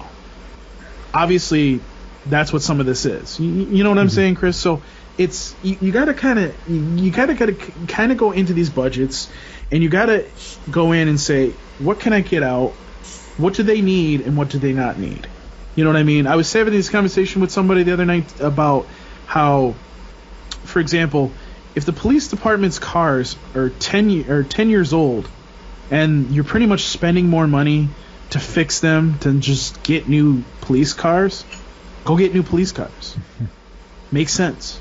You know what I mean? Same thing with, like, you know, non-lethal weapons. If the budget is for body cams and tasers because you want to start trying to do things more non-lethally and try to de-escalate situations, are you going to take that money away from that? You see what I'm saying? Like, you have to have a plan.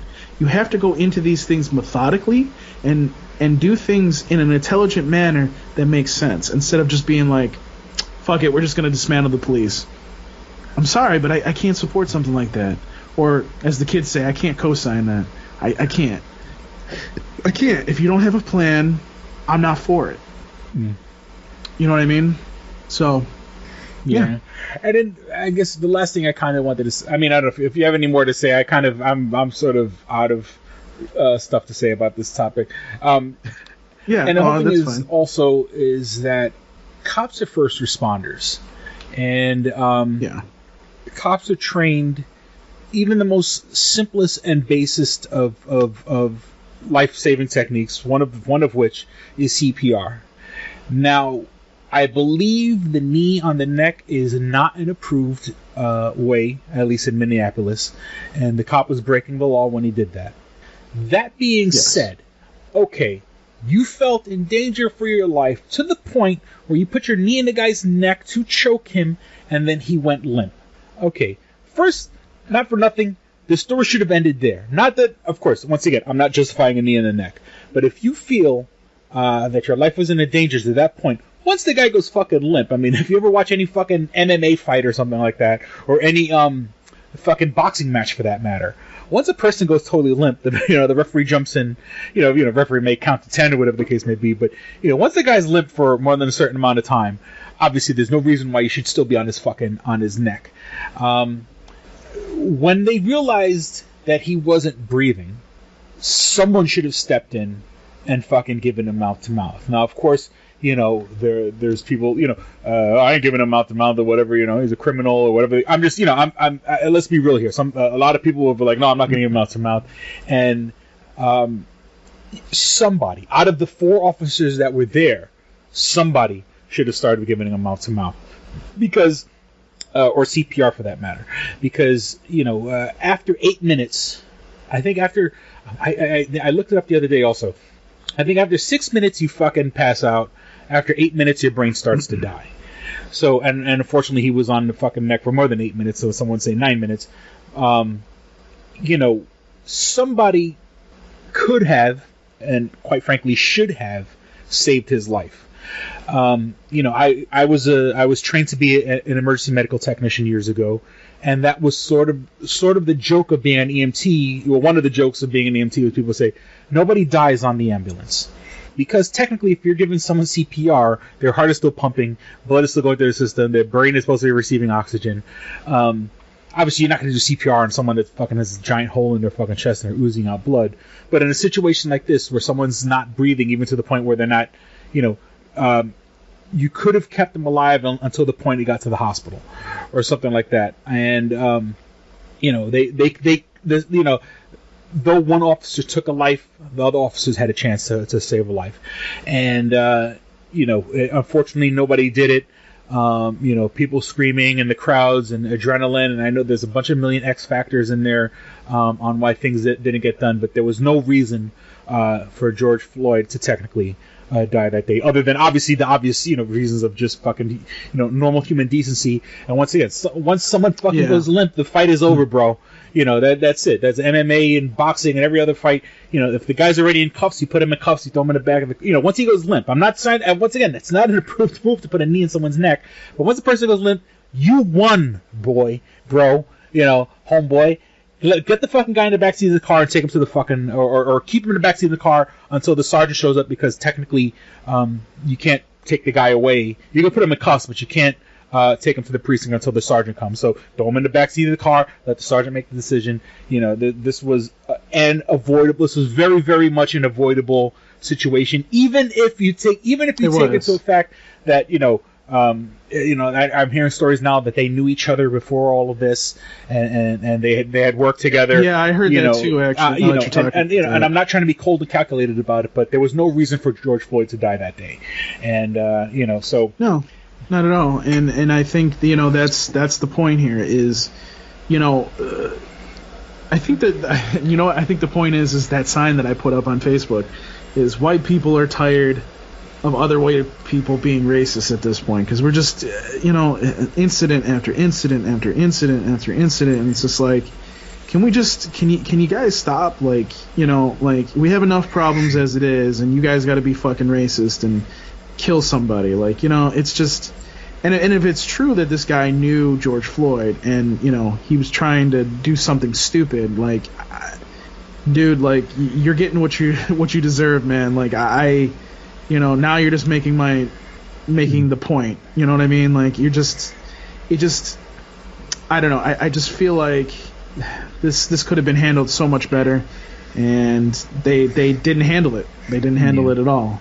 And yeah, it was over a $20 bill, and now the store that reported it is like, I don't even want to call the cops now, and I'm just like, well, and this once again, to bring back a point that I mentioned earlier about it's not about a $20 bill. It's about struggling with the police. You know what I'm saying? The police were there because of a $20 bill.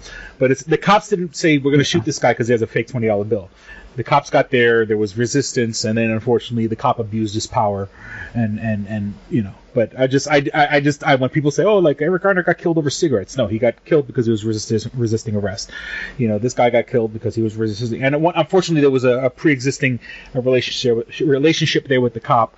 And unfortunately that cop abused his power. But once the body went limp, throw him in the backseat of the car, wait till the supervisor gets there. Make sure he's still breathing. Because once people who go limp, just because you go limp doesn't mean you're dead. It just means you passed out. Once he passed out, they should have thrown him in the backseat of the car and not continue to stay on this guy's neck. All right, I'm done. I'm done with all this dark talk. This was a lot nicer than what he had. So don't. Let's get to the nerdy news. I mean, let me see. Not nerdy news. I mean, NASCAR decided not to have the Confederate flag anymore. That's good. Some of the things are good that are coming out of this. LGBT. Yeah, Trump, that scumbag. Try to stop. Well, no. There's So the Supreme Court, and I don't know if you saw this, Chris, but they finally, under Title VII of the Civil Rights Act, I think it's the Civil Rights Act, yes. They basically, and this was two justices that are, conservatives. They sided with all the liberals and said, because it says sex in there, they're covered. So if they're gay, or transgender, guess what? You're not getting fired. But Trump tried to. For that. Trump was supporting the other way. It's in the middle of June, which is fucking Gay Pride Month, on the anniversary of the when that guy down in Florida shot up the gay club who said he was from ISIS. Like on the anniversary of that day where people were killed specifically for being gay, during Gay Pride Month, our wonderful fucking president tried to go against a bill that was for LGBTQ rights and stuff like that. The same way he wants to fucking and by the time we're recording this episode, that hasn't happened yet. But he wants to have a rally in Tulsa, Oklahoma, where Tulsa was where the quote unquote Black Wall Street was, where black entrepreneurs and black businessmen were bombed out of their fucking businesses by basically the KKK, and Trump on Juneteenth, the Juneteenth meaning June 19th, which is the day slavery was ended. He wants to do it on Juneteenth in Tulsa, Oklahoma, and I may be wrong. I believe they pushed it back a day, so it's not that much fucking. But still, his actions are that of a petulant fucking child, and trying to be a fucking troll, and doing things like that. It's fucking disgusting, and it's sickening, and it truly shows what a fucking low life human being he is. So there's that. Let me see. Bars are reopening. And did we talk about that in the beginning part of the episode? Oh yeah, I think we did talk about that. To wear your mask at the table, and I'm not exactly thrilled to go out to bars right now or to clubs. I think since the last episode we had. I don't think anybody's going to go, honestly. Yeah, we had the SpaceX. Let's get to some good news. The SpaceX, the Elon Musk shuttle going up and getting two guys up in space that are going to go to the International Space Station. That was pretty cool. In the midst of all this craziness. Let me see. And all right, that's enough of the good news. Let's get to the nerdy news. One of the big things this week. Unfortunately, with the COVID-19, we were supposed to have E3. E3 would have been going around this year, where all the big companies would have been making their announcements, and as the companies gear up for the next generation of consoles, we have both the designs for the PS5 and the Xbox. To be honest, I have no idea what the fuck the Xbox One is called. the next box. And of course, within 24 hours, people were making crazy memes about it. How the PlayStation 5 looks like a router. There were people doing pictures of them. They made the PlayStation look like a sexy woman, like like the curves of the controller and stuff like that, with the head of the PlayStation 5. Oh, Jesus Christ! You posted one where it's the dancing pallbearers, and so it was like 4 PlayStation 5s carrying one Xbox. Yes, yep, in like the design of those guys who are dancing with the coffin on their shoulders. We need to talk about a console. Oh, okay. What the fuck is this KFC console? That's just they're trolling. They gotta be trolling on that. Like I'm sitting there looking at it and I'm like, what is that? And it looks like I saw Xbox kind of troll them a little bit, and I'm like, I wonder if this is just an Xbox with like a chicken warmer or whatever it is, and I'm like, what the hell is this? Like, is this legit, or is this just like something stupid? Because once again, they probably started this advertising. They probably started this thinking about this campaign a couple months ago before COVID-19. They were going to release this around E3 when everybody's thinking about comic book. Everyone's thinking about video games and shit like that. So they put out this goofy ad about a KFC console. With the whatever drawer that keeps your. And it's, that's outside marketing. We're talking about it. You know what I'm saying? It's free fucking advertising for them to have, a commercial where it's a fake gaming console, but, talking about, it's a troll. It's a stunt just to get people's attention and talking about KFC. The next generation, the funny thing about the PlayStation 5 is, they kept saying that, the next what they want PlayStations, and if you notice, there's two versions of the PlayStation. They want everything to be online, and I'm not a big fan of that. They want you, which, I mean, as of right now, you could have your PlayStation, you could buy all your games online, if you like, if you have a big enough hard drive, But then again, if you have a game like fucking Grand Theft Auto 5 or Red Dead Redemption, those games take up 60 fucking gigs. Those games are ridiculously huge, so you have to have a pretty robust fucking hard drive on your PlayStation, or any console for that matter. And what happens if you live in an area with shitty internet? So I'm still, call me an old man. And now don't get me wrong, like, I don't listen to MP3s anymore. Yeah, I'll put Spotify on my phone. So I'm slowly adapting away from fucking physical media. I still have MP3s on my computer. I still have a hard drive full of fucking, MP3s.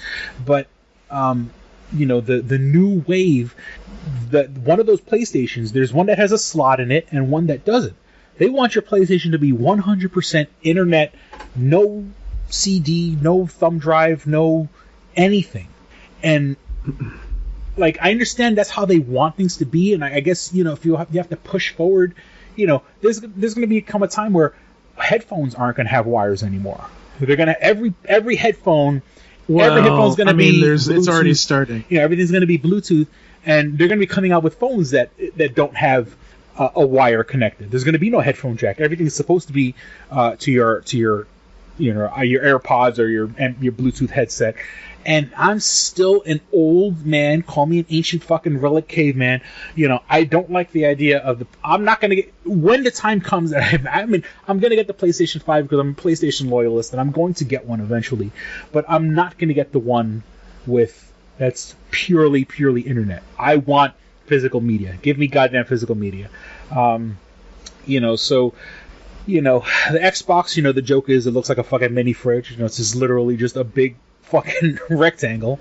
The PlayStation looks like a router. It looks like a flower, or like, I don't know, if you put it sideways, it looks like a fucking cheeseburger. I mean, it looks like, I like the design. I think it's cool looking. And then what's going to be even better is, like, in the future when they have all the redesigns, because right now it's the center part is black and the two sides are white, and then they'll have, like, the people already doing mock-ups of like when the Miles Morales Spider-Man game comes out, which has been announced and looks fucking awesome, or at least yes, it's just cutscenes right now, but they're basically taking the Marvel's Spider-Man game, which was a great fucking game, and Miles Morales is already a character in it, and then they're gonna transition the story to Miles Morales being Spider-Man and no longer Peter Parker. And they're going to keep the same map from New York City, with, just as good graphics and stuff like that.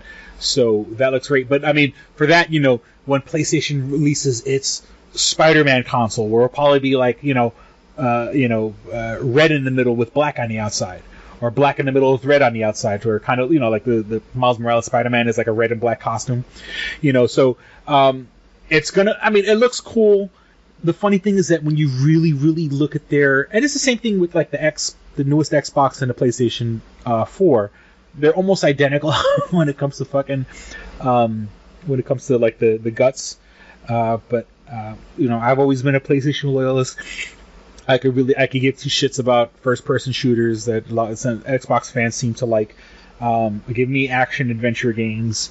Give me puzzle games. Yeah, at this point, games. Xbox is for like stupid people who like action. I like my stuff a little smarter with more like action adventure. I like adventure and intelligence. But stupid people need games also, so that's why there's always Xbox. And okay, what else? I think since the last episode, they've announced. I think we might have mentioned in the last episode, but the Snyder Cut released the Snyder Cut. It's going to be coming to HBO Max. They gave they're giving the studio another like $30 million. They're technically not bringing the actors back. They're taking stuff from existing footage. But that being said, with CGI and stuff like that, you can have the actors back technically. You don't necessarily have to have them show up on set. The rumor is, I mean, it's damn near pretty much confirmed, but it will have Darkseid in it. That's what they originally were planning for before Zack Snyder left. They're gonna beef it up. They're gonna fix the parts. The joke was, about Henry Cavill's mustache. But then again, Henry Cavill's mustache was the Joss Whedon stuff that was done after the fact. So if they still have footage of Henry Cavill without the mustache from before when they're actually filming Justice League, it's going to be a good thing. That being said, Henry Cavill is believed to have renewed his contract with DC and will be lined up for more movies. The rumor is that he will be in a capacity the way the Hulk is with the Marvel movies. He's not going to get his own movie. There's not going to be a Man of Steel 2 or whatever the case may be, but he will be introduced. He will be brought into other movies. And seeing that, somewhere down the line, we're going to get, Aquaman 2, Wonder Woman Part 3, Suicide, I think the Suicide Squad, the one which is technically Suicide Squad 2, I think that was already technically done filming. They're just doing special effects now. And I think the big ones, the one we're definitely going to see Superman in is both Shazam 2 and the Black Adam movie with fucking The Rock. So, I wouldn't be surprised if even the Black Adam movie will have Black Adam will probably fight Superman before he even fights Shazam, even though in the comics he's really Shazam's enemy. So, so Henry Cavill's sticking around. It's very smart of him to stick around. I think, he sees what the fans want from him and the loyalty. He had a chance. He proved himself in the show The Witcher and stuff like that. And, I'm looking forward to seeing more of Henry Cavill in that extended DC universe. Even after they do that, the Batman movie with Robert Pattinson, and I want to see more of the extended universe. The more of the Wonder Woman 3 and Suicide Squad 3 and Aquaman 2 and all the good shit. And maybe we'll get our fucking souls in a Green Lantern movie. Okay. The band Tool, they canceled their concert, and I was sad. I was supposed to go. It was supposed to be a couple weeks ago, but they canceled their concert. I was supposed to be getting my fucking refund on PayPal. I haven't got my refund yet. I got to call somebody about that shit. Bill and Ted. Have you seen the trailer for Bill and Ted Face the Music? Yeah, I have. What do you think? We'll have to see what happens. It looks cute. What the real selling point to me is that it was directed by the guy who did Galaxy Quest, the director. So I love Galaxy Quest.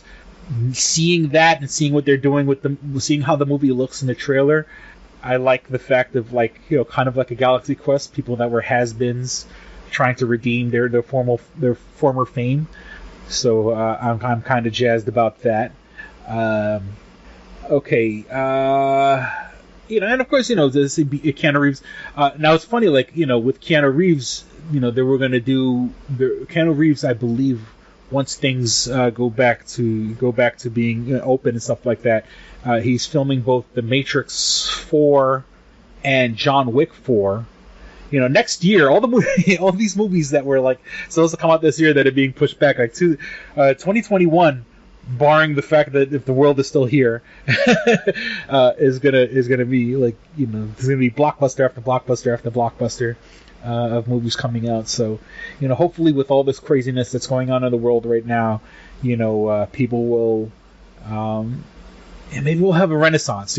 Maybe there'll be more enlightenment, and people will be out, after spending months at home and not spending money, and things being pushed back. Maybe things will. Step up and great things will probably happen after this. I want to be positive about it.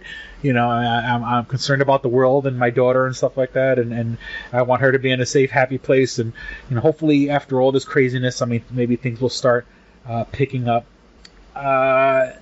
They are doing a sequel to Labyrinth, and shit, I forgot the guy who's directing it.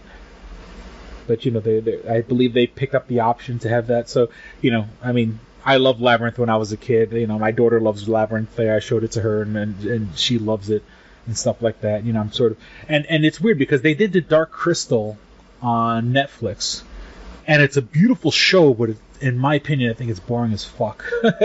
I certainly hope, I want to enjoy it, I want to like it, but it's just I couldn't get into it. So I really hope with Labyrinth, seeing that that's a Jim Henson, and now Jim Henson got bought up by Disney, so technically it's a Disney thing.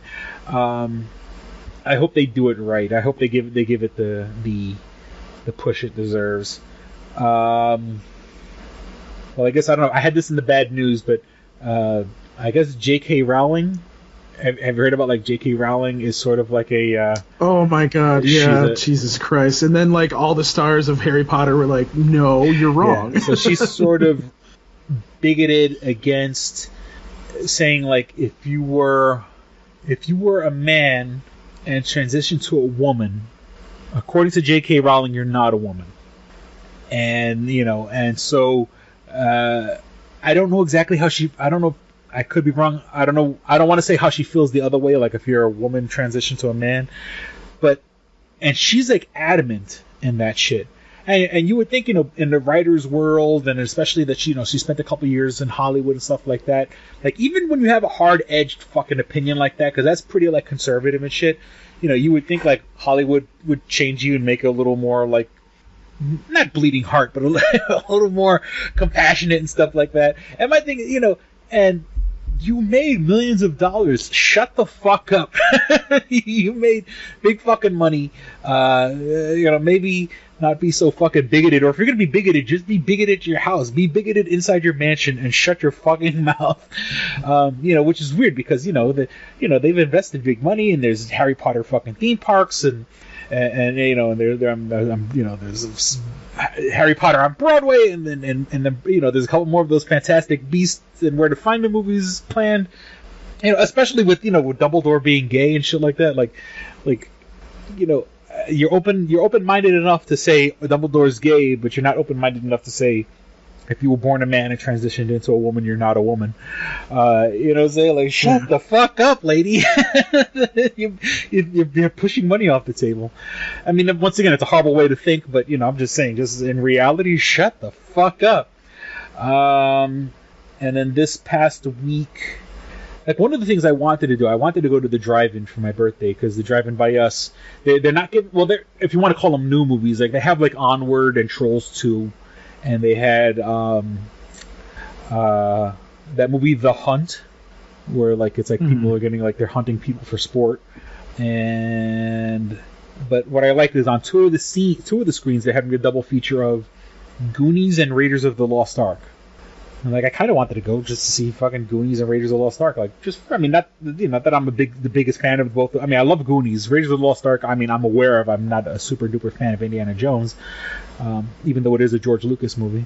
But I kind of wanted to go, but with the theaters, the story of what's going on with what happened with the King of Staten Island, the Pete Davidson movie.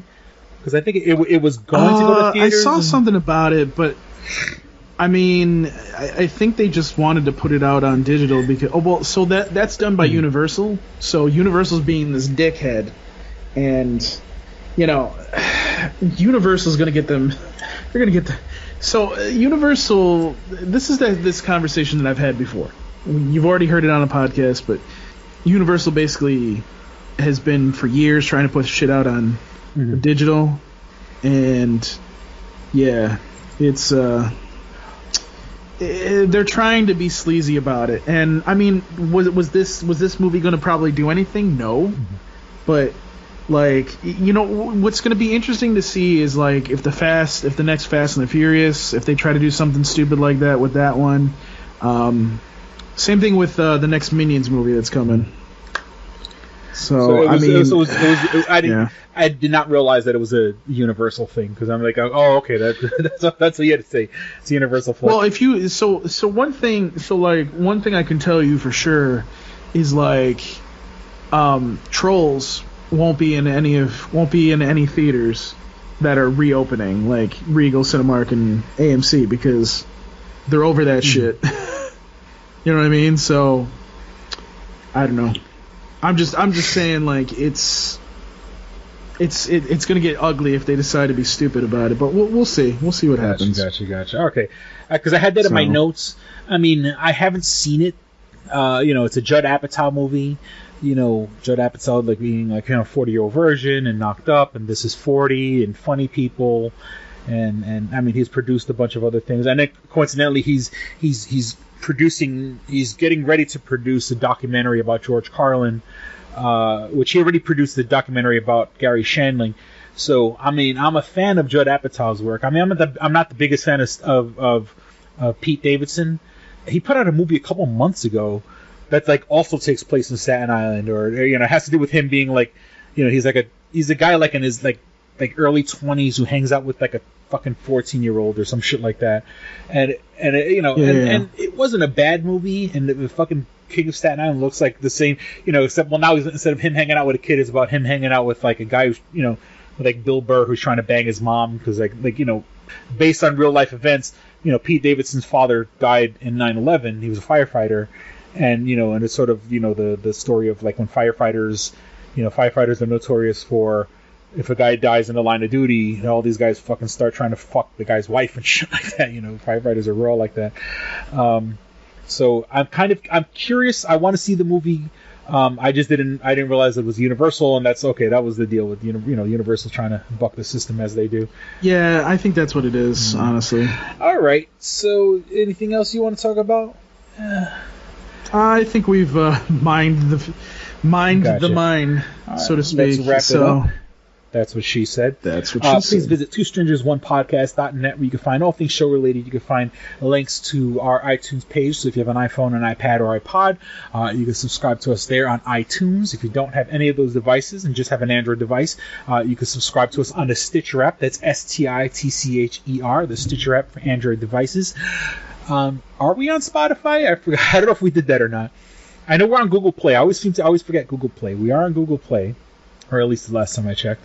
And on the Stitcher app, what I do, I mean, before COVID-19, I was working from home or whatever. I mean, I'm home all the time now, but when I was out and about, listening to my podcast, I would put on Listen Later and available offline. So I download everything while I'm at home, and while I'm out and about, running errands, driving around in my car.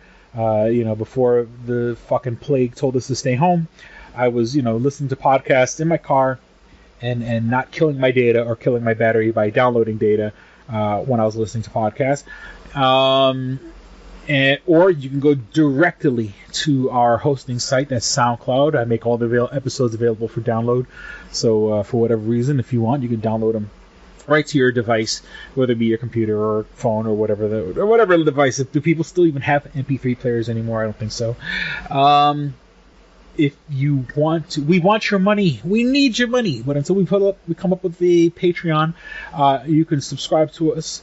You can go to Facebook, and it takes 2 seconds to like and subscribe our show.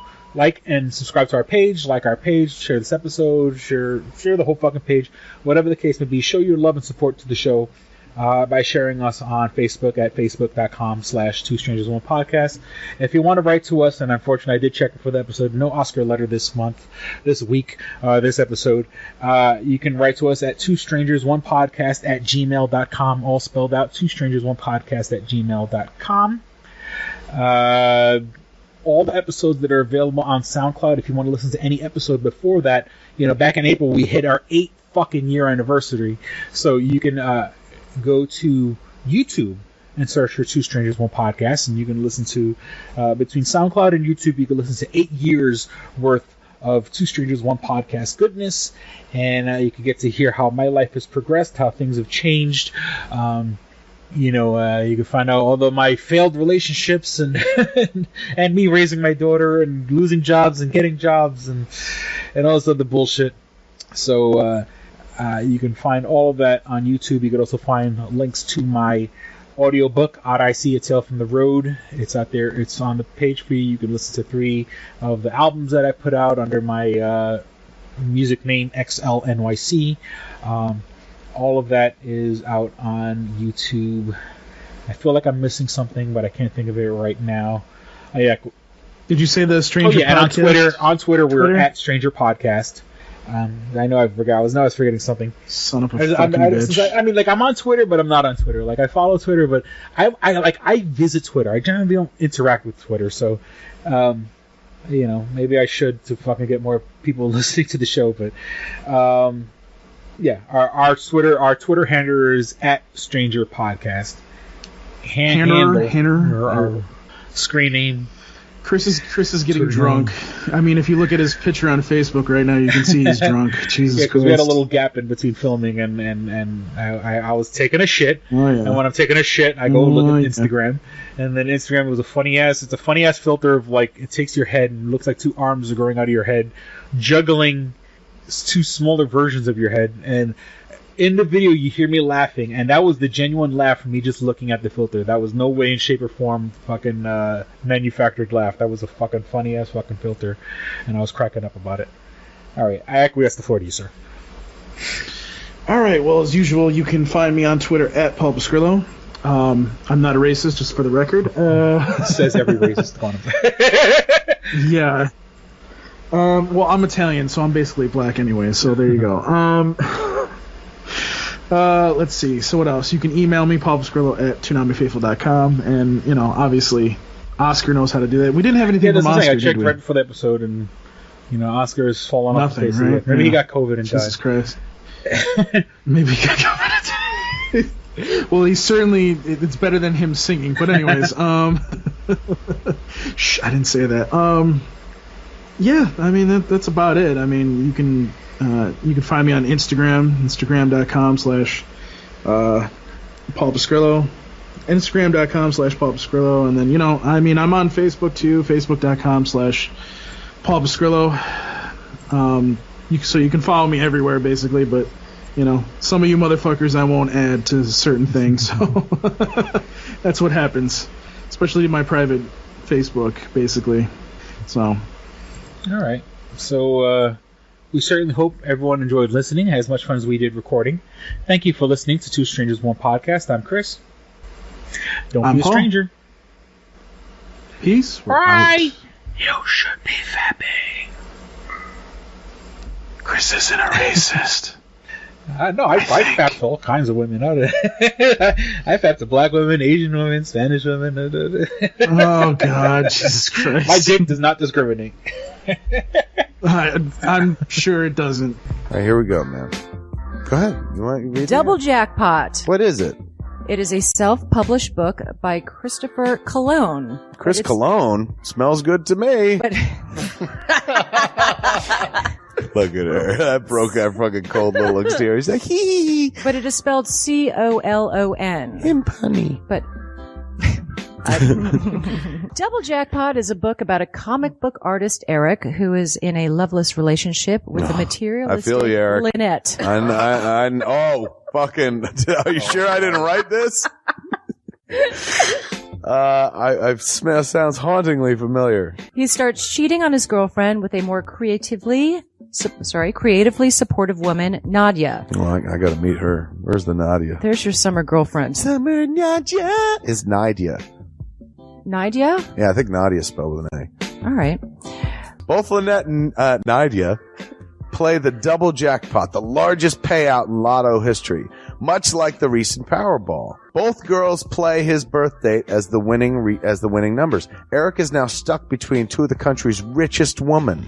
Who will he choose? It's not that simple. This is a clever fucking idea, man. Is. Look at her. Fucking, she's impressed. I am. She got some summer reading. Christopher Cologne smells real lovely with an original idea. This is. I've never heard this before. I haven't either. This is a self-published book, much in the indie spirit as Kev's Clerks. Oh, you don't even need to name check me. This is just a good idea. You could stand on your own, man. You don't even have to be like, hey, remember Clerks? This is nothing like that. This is way more original than Clerks. This is a good idea, man. Why didn't I think of this? I need something to read. This book is part of the Comic Books, Heavy Metal, Video Games Trilogy Book 2. Odd I See, A Tale from the Road, coming soon. Right on, man. It's part of a trilogy. This is the first part. Way to write, man. He's seeking a literary agent. Motherfuckers, anybody out there? There ain't no literary agents listening to this show. I assure you, sure. Sure. I assure you, sure. But somebody know a literary agent? Hook a motherfucker up!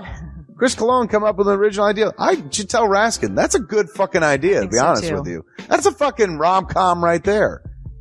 Megan, get Raskin on the phone. Isn't it possible to get Raskin on the phone? No? Yeah. I want to run it past him, man. I want to, and if it happens, I get a taste, Chris Cologne. I get a whiff, if you will. The book could also be ordered on www.lulu.com. That's lulu.com. I understand that. I just want to spell it out. Normally one says it that spells it. Still, lulu.com. What is that? Do you know what it is? I don't know. All right. The book could also be ordered on www.lulu.com. Search for Double Jackpot Christopher Cologne. A paperback version of the book is $15 and a PDF file is only $5. $5 is Yeah. insanely inexpensive. 15's not even that bad for a paperback version. No. This is $1 million idea right here. Like a movie about a dude who fucking is stuck between two chicks, both of who play his birthday and win the lottery. Come on! I can see that trailer. Chris Cologne is on to something. Nobody else can smell it but me. I'll read it. Thank you. I'm going to make that smelly joke. I know. You're trying to get me to laugh again. It worked once. Double Jackpot is a self-published book by Chris Cologne, man. It's the first book in his comic books, heavy metal, video games trilogy. Book 2, Odd I See, A Tale from the Road, should be coming out soon. Get all the information at Chris Cologne, like a motherfucker. I and will his totally book, read this. Double Jackpot. I'm serious. I'm going to recommend that to fucking Raskin. How is that not a movie? You know what I'm saying? This could be a sexy movie. You could do an R-rated version. There could be nudie in it, and you could show them fucking both chicks. Maybe a little penetration. Maybe a butthole shot. No butthole, no care. I would like to formally apologize to Christopher Cologne. No, sex sells. Chris Cologne will appreciate that. He's like, thanks for throwing a few buttholes in there, man. Don't forget to check out twostrangersonepodcast.net, your one-stop resource for everything show-related. You can find links to subscribe to us on iTunes or on Stitcher. You could also find links to buy my book, Double Jackpot, on twostrangersonepodcast.net. Fuck you, fuck you, fuck you. You're cool. And fuck you, I'm out.